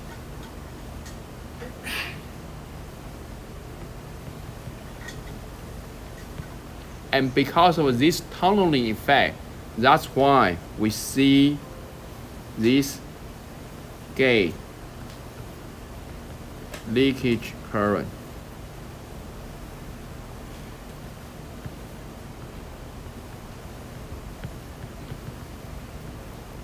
So that's why we need to learn the quantum physics, because the quantum physics help us to understand why the gate current existed, why the carrier can tunnel through this barrier and reach to the other side, become the gate current here. So that's a key point.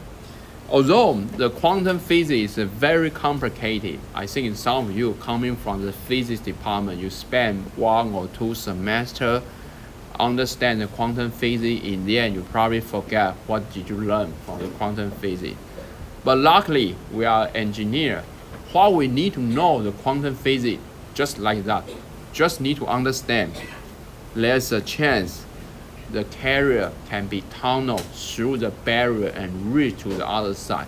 Of course, there are lots of mathematics equation to prove. We will apply the Schrödinger wave equation, try to solve the boundary condition, try to prove this physics. But in anyhow, the conclusion is that with considering the quantum, the carrier can be first reflection, like as usual, but also there will be the part will be the tunneling through the other side, become the leakage current. So that's why we need to learn the quantum physics.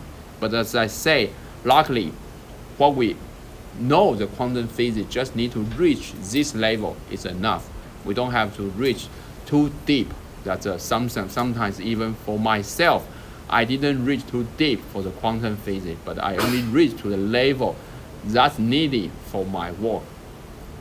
So with this understanding of the quantum physics, I think probably this can alleviate as your barrier in your mind to feel like the quantum physics is way too complicated for you. Most of students in the beginning, when they try to learn the semiconductor physics device, the first challenge for them is they always confuse why have to learn the quantum physics, why have to understand the wave equation. But the conclusion is simple, because sometimes in the textbook, not only the physics-based understanding, we have to provide lots of mathematical equation to try to prove this physics is true. So sometimes we all lost because due to the very complicated equation. But then in the end, the physics conclusion is very simple. So because of this quantum physics, because of this tunneling, finally, we can understand why there's a gauge current happening when we even have an insulator layer. But the problem is that this is a Ig versus a Vg. There's no time factors here. But now if you try to apply the time factors inside, you will see the different phenomenon where this is Ig versus T. And in most of the case, we will see the current slightly reduce, and after a certain moment you see the curve become noisy for a while, and in the end you will see the current shooting again. And then each phase has their physics, has their mechanism. This is not a purely measurement error. This is something that there's a physics inside. There's a phenomenon to explain the different phase. So that's why when we do the reliability testing, always has to put yourself in the curiosity about how to understand the physics coming from each electrical characteristic. As you know that nowadays the artificial intelligence try to replace lots of human jobs here. They can do a lot of amazing calculation. Put a second order derivative equation in the GPT, they can solve for you.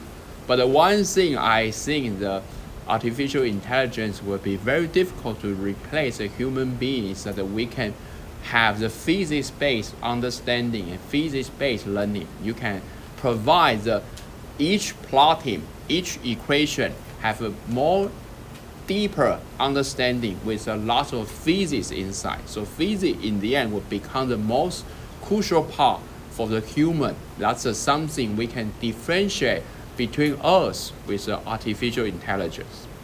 Okay, so back to this the curve. How do we understand? Actually, each phase has a different phenomena. Normally, the first phase when the current decrease, that suggests this is a phase due to the trapping. We will talk about why there's a trapping later, but just let you know that the curve actually definitely has their very specific physics. And then the noisy curve here doesn't suggest a machine mistake. Actually, it suggests that we start to have the phenomenon that we call the soft breakdown.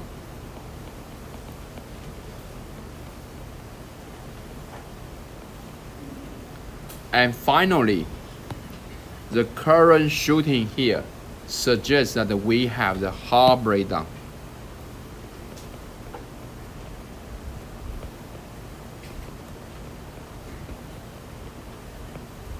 So this is a typical TDDB behaviors, and then you can understand that this is crucial with a gauge current that has a time dependency. Although in the first characterization, you probably will be happy that your fabricated device has a good low lead current down to 10 to minus 10. But if you try to bias, for example, like say at Vg equal to 5 volt,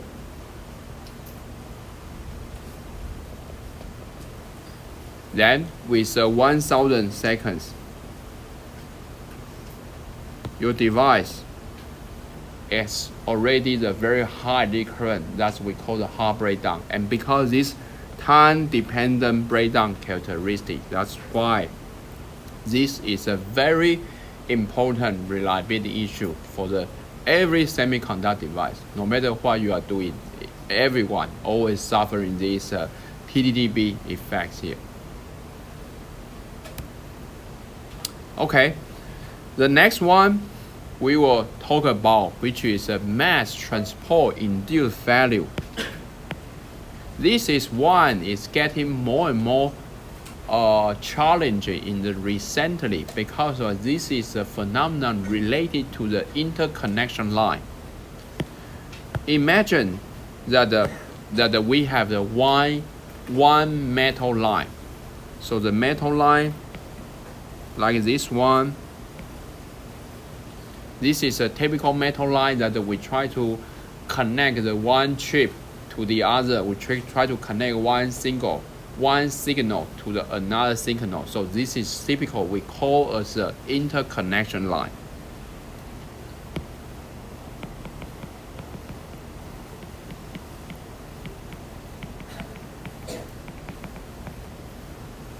And then if you consider this typical interconnection line, which actually is just a short word, it's just a metal line. But now we consider as the most often used metal that we use for the interconnection line, which will be the copper.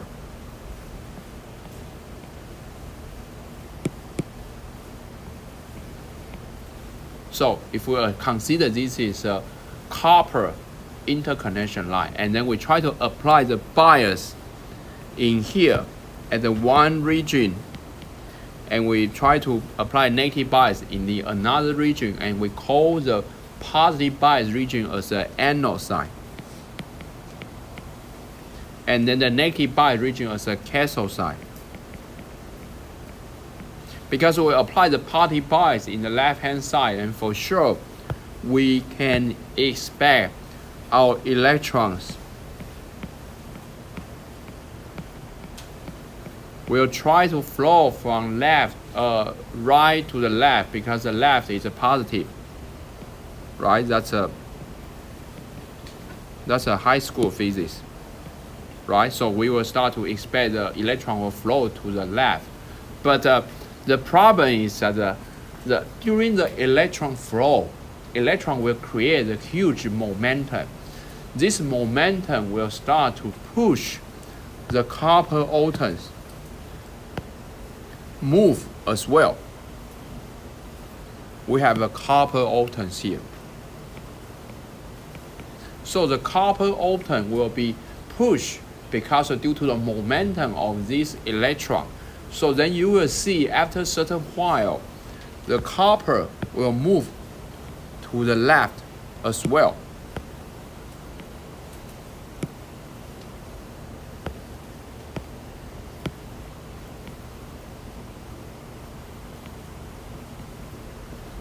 So that's why we call this as a mass transport induced failure. Mass is a,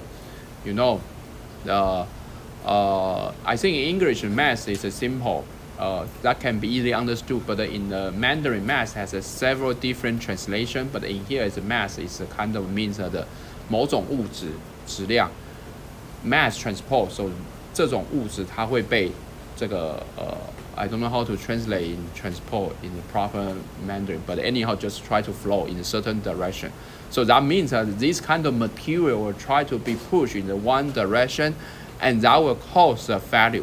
So the mechanism inside, which can be briefly understood. The first one, the momentum transfer from the electron.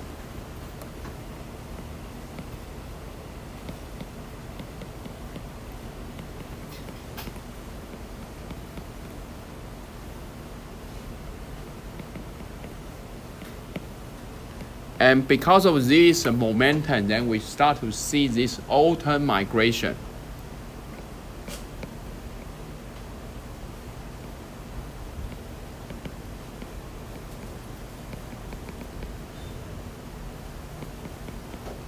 And this atom will toward the anode side.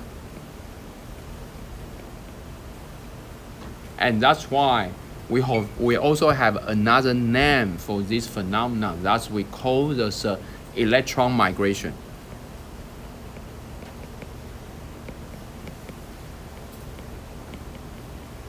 Because the electron try to push a certain atom migrating, so that's why we call it electron migration.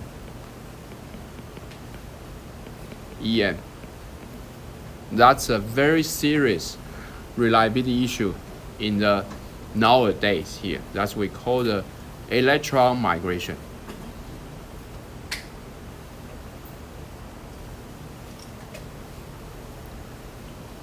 So if you only consider the one metal line, one interconnection line, probably you won't feel any problem. But in reality, is that our interconnection line is not always in the one straight direction.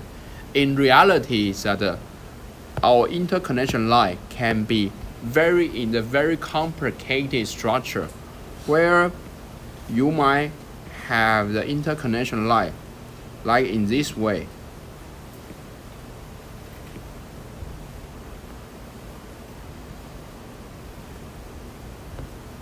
Because you cannot expect that the interconnection line can be always straight, because our IC is so complicated, so it must be in the certain very strange direction for this the interconnection line. And then in this case, if we also apply the positive bias here, and now we can understand the electron will try to flow towards the right, but also the electron will try to push the copper atom move to the right. So now we will see many coppers will be accumulated in this region. So these all the copper atoms here. And then the total amount of a copper should be the same. So that means this region will have less and less copper as well. So then you will see this region, this kind of interconnection line will become thinner and thinner because of loss of the atoms start to move to the right, because as you know that we don't generate additional atom, right? So the total amount of atom is the same. If a certain amount of atom move to the right, that means the left region has less atom. So then you will start to see the atoms here is getting less and less, and this will have the issue. That's what we call the void formation. And this void formation in then will lead to the open to this interconnection line. So that means that the interconnection line here is broken because there's no atoms left here. So then we see the interconnection line broken in the one side. But this, we get more and more atoms on this region. So then we will see this will form as a what we call the here lock.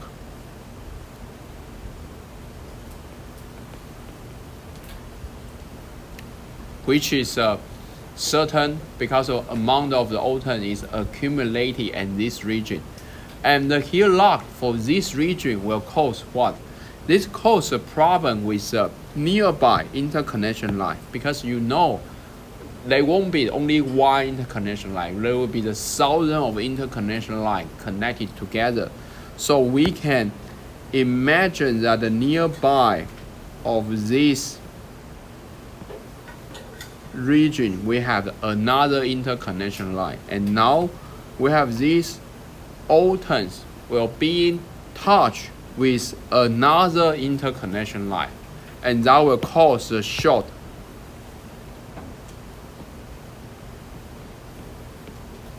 So that's the issue for our mass transport induced value. That's the issue for our interconnection line. That's the issue we call the electron migration. on the one side, you will see the depletion of the interconnection line. The interconnection line will be broken because of void formation in then cause open. But on the other side, you will see that due to this here lock, and then you will see the two interconnection line will be shorted with each other. That will cause a short together. So that's another issue. So that's the main issue that we call the mass transport induced failures here. And why this also will become more and more challenging in nowadays that if you try to look at the schematic for the one transistor, not only for the MOSFET,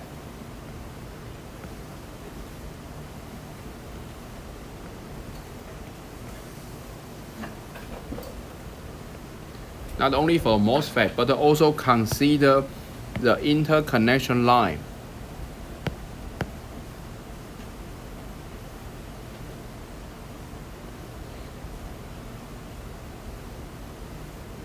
And to isolate the signal for the interconnection line with each other, normally the between here is a dielectric, because we want to isolate the signal for the each interconnection line. And then normally we call this as a front end.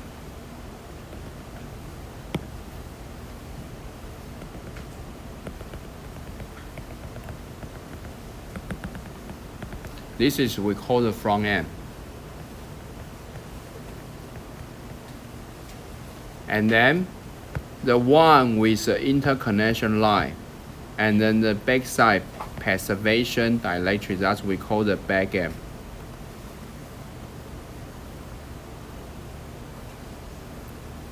So we consider this kind of the full structure that including the front end, back end. We all know the one of the main trend for semiconductor is we do the scaling.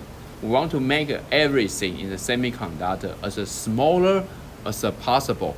But once we want to do a smaller, then we will face the issue is that our contact area, also this area, we also need to scale it. This is our contact.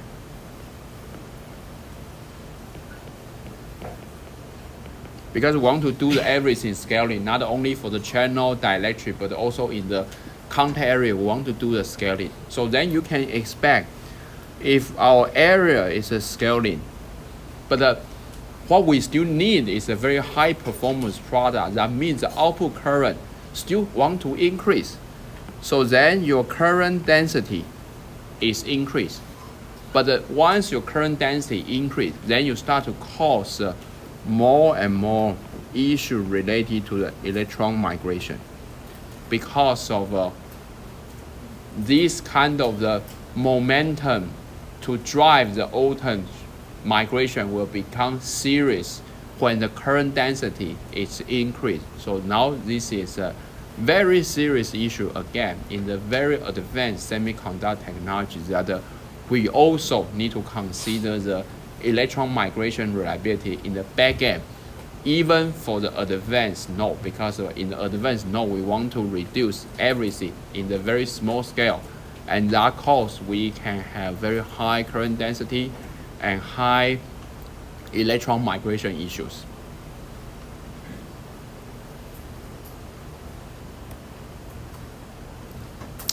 Okay, so the last one we will also talk about in this class, which will be the electrostatic discharge.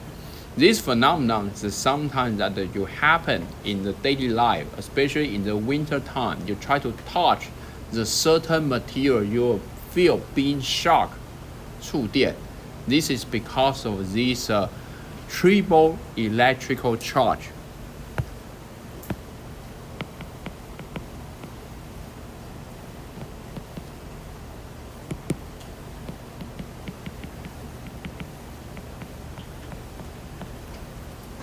So this is a phenomenon that the charge transfer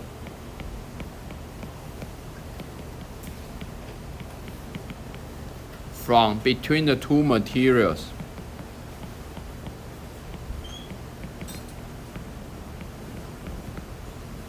due to the contact separation.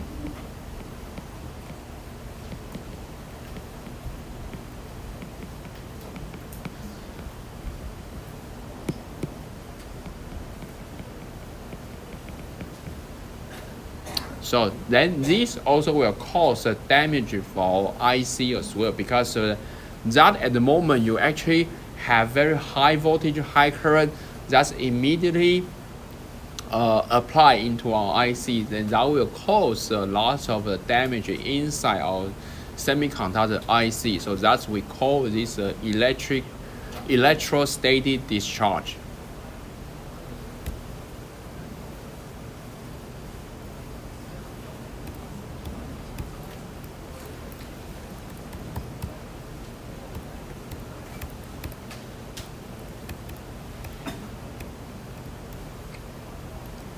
Okay, so this will be the 4 main topics that we will also introduce this class, and then for this these 4 topics will be used as a material for everyone's group presentation. So I will basically introduce each topic for maybe 2 hours, 3 hours, but you only need to extract the information, because you guys will only have the presentation less than 20 minutes, so you don't have to present everything. What I want is just you guys have the chance to practice, to digest, to use your own way to present the certain part. So basically it will be mainly your presenting material will mainly based on my lectures, and you of course you can revise it, make it more clearly, or revise using your own way that can deliver more clearly. But we will talk about this will be happen after the middle of this semester. Okay, so this we have been already mentioned.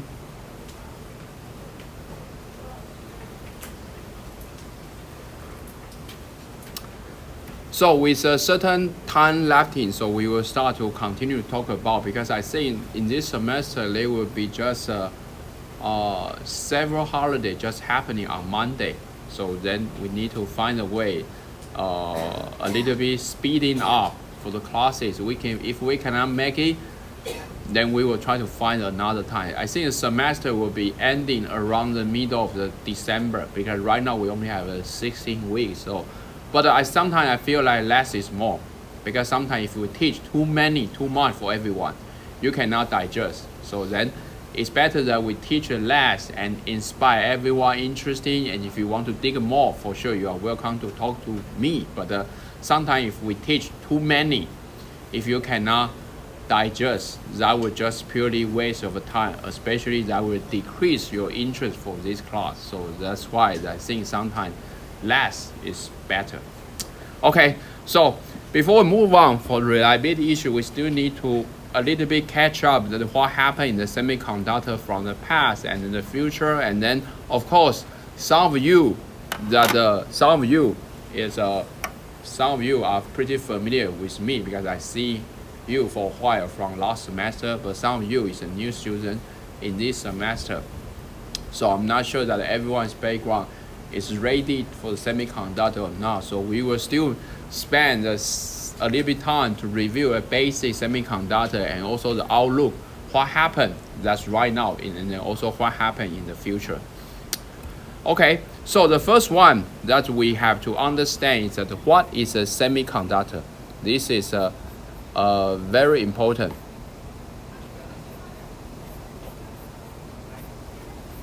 because the definition of semiconductor probably will help you to feel a little bit alleviate of your scary for this subject, because semiconductor actually is not that difficult.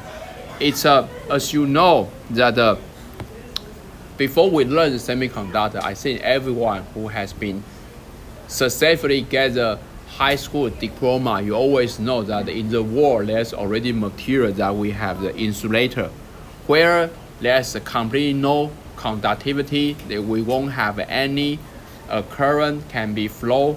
And we also have the opposite one that we call the conductor. That means this is a material that's highly conductive, that has a high current goes through. And the conductor is mainly made by the several metals. And the semiconductor, which is as suggested by the name, this is a material that exhibits a property of a half conductor. So the semi, semi is what we call the half.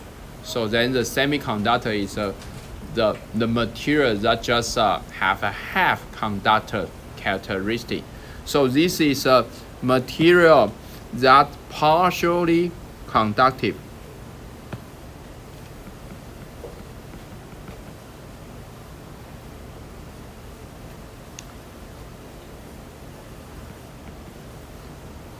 That this is material that partially conductive.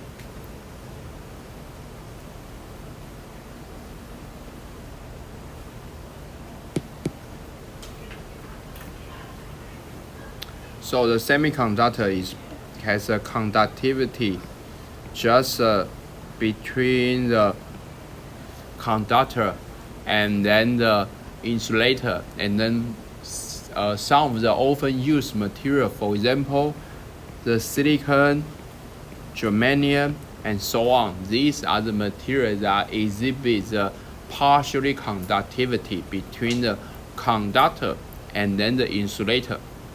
So what is a semiconductor? It's a material between the conductor and insulator, has a partially conductivity. The conductive charge changes with the temperature and voltage.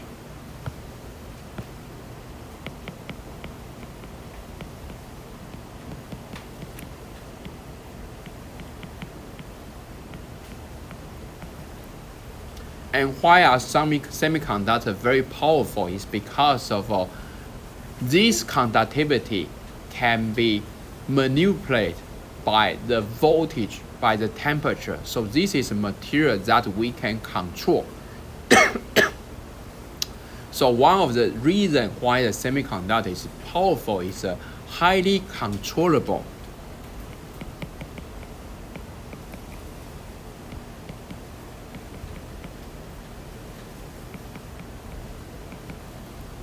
So the conductivity can be switched on and switched off.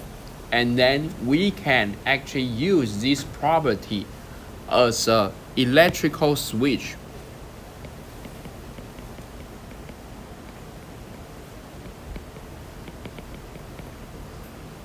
That's a foundation of the transistor for the modern electronics, because now we can replace the mechanical switch by using the electrical switch. And the electrical switch can be faster, less power consumption, and then can be operated with more longer than the mechanical switch. So that's why the semiconductor is powerful. So you can imagine that the conductor is the faucet that's always open. Insulator is a faucet that's completely shut. And then the semiconductor is a faucet that you can control. So we can turn on or turn off as we need it. So that's why this material is very useful for us, because we can have a certain way to turn on and turn off.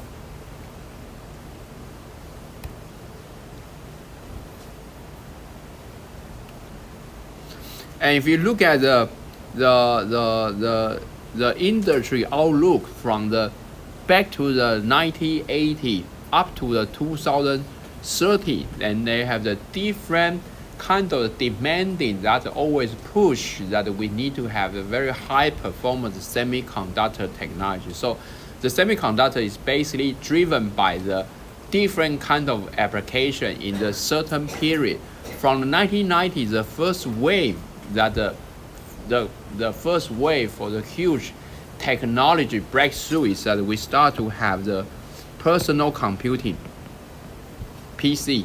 Because we have the personal computing, then we start to have the demanding for the semiconductor that we need to produce high performance semiconductors that for the personal computing. And the second wave, which will be the internet. Because of internet, we need to have getting more and more very high performance semiconductor transistor. And the third wave is a smartphone.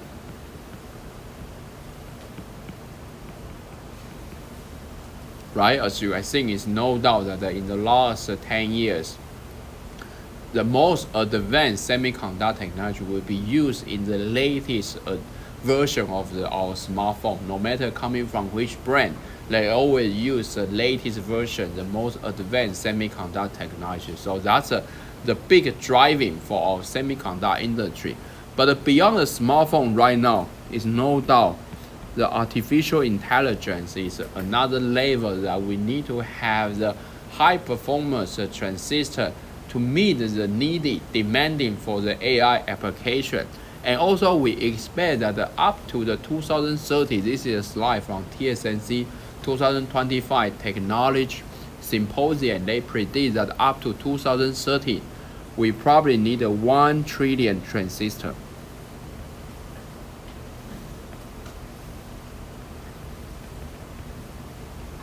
To meet our application. So that's why this semiconductor business is always can be goes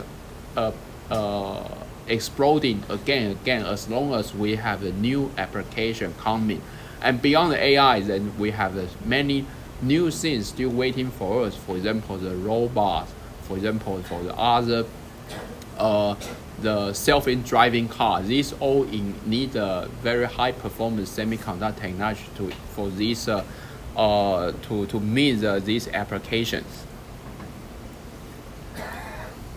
So this is also coming from a slide of the TSMC 2025 Technology Forum, and then we can see that this is for the their roadmap for the N16, N12, N7, N5, N3, and when they develop this, it's mainly being needed for the different NVIDIA's data center needed. So currently, all AI customers are working with TSMC on GPU and ASIC, and majority AI acceleration demand is on the most advanced chip, which will be the 3 nanometer and 5 nanometer.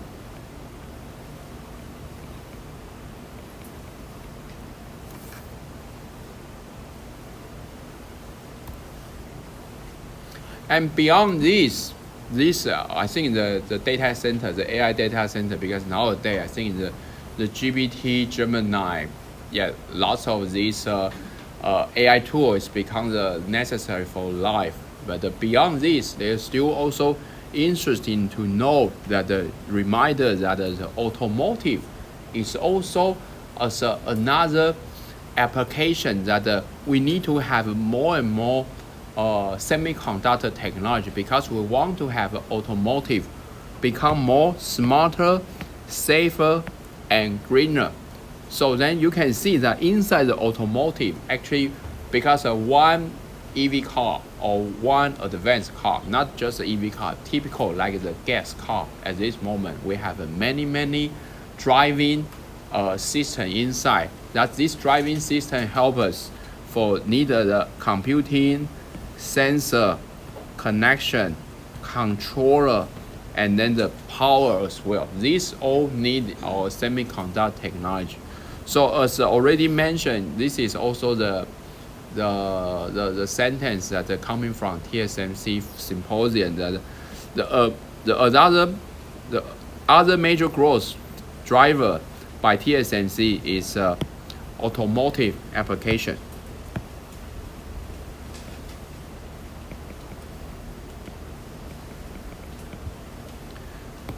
And then also, as mentioned, that due to this intelligence in automotive application, a higher EV penetration is a boom for the automotive semiconductor market. A lot more sensors. We need to have more sensors. And computing power.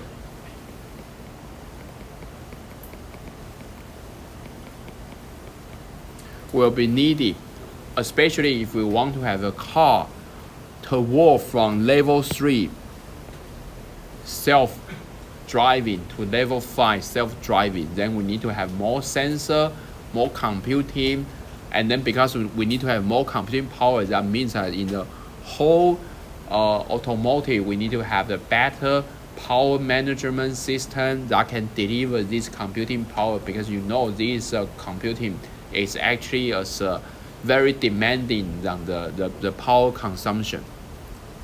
So right now, use 3 nanometer for automotive computing, 12 nanometer for the NCU, which is a controller, is nowadays happening.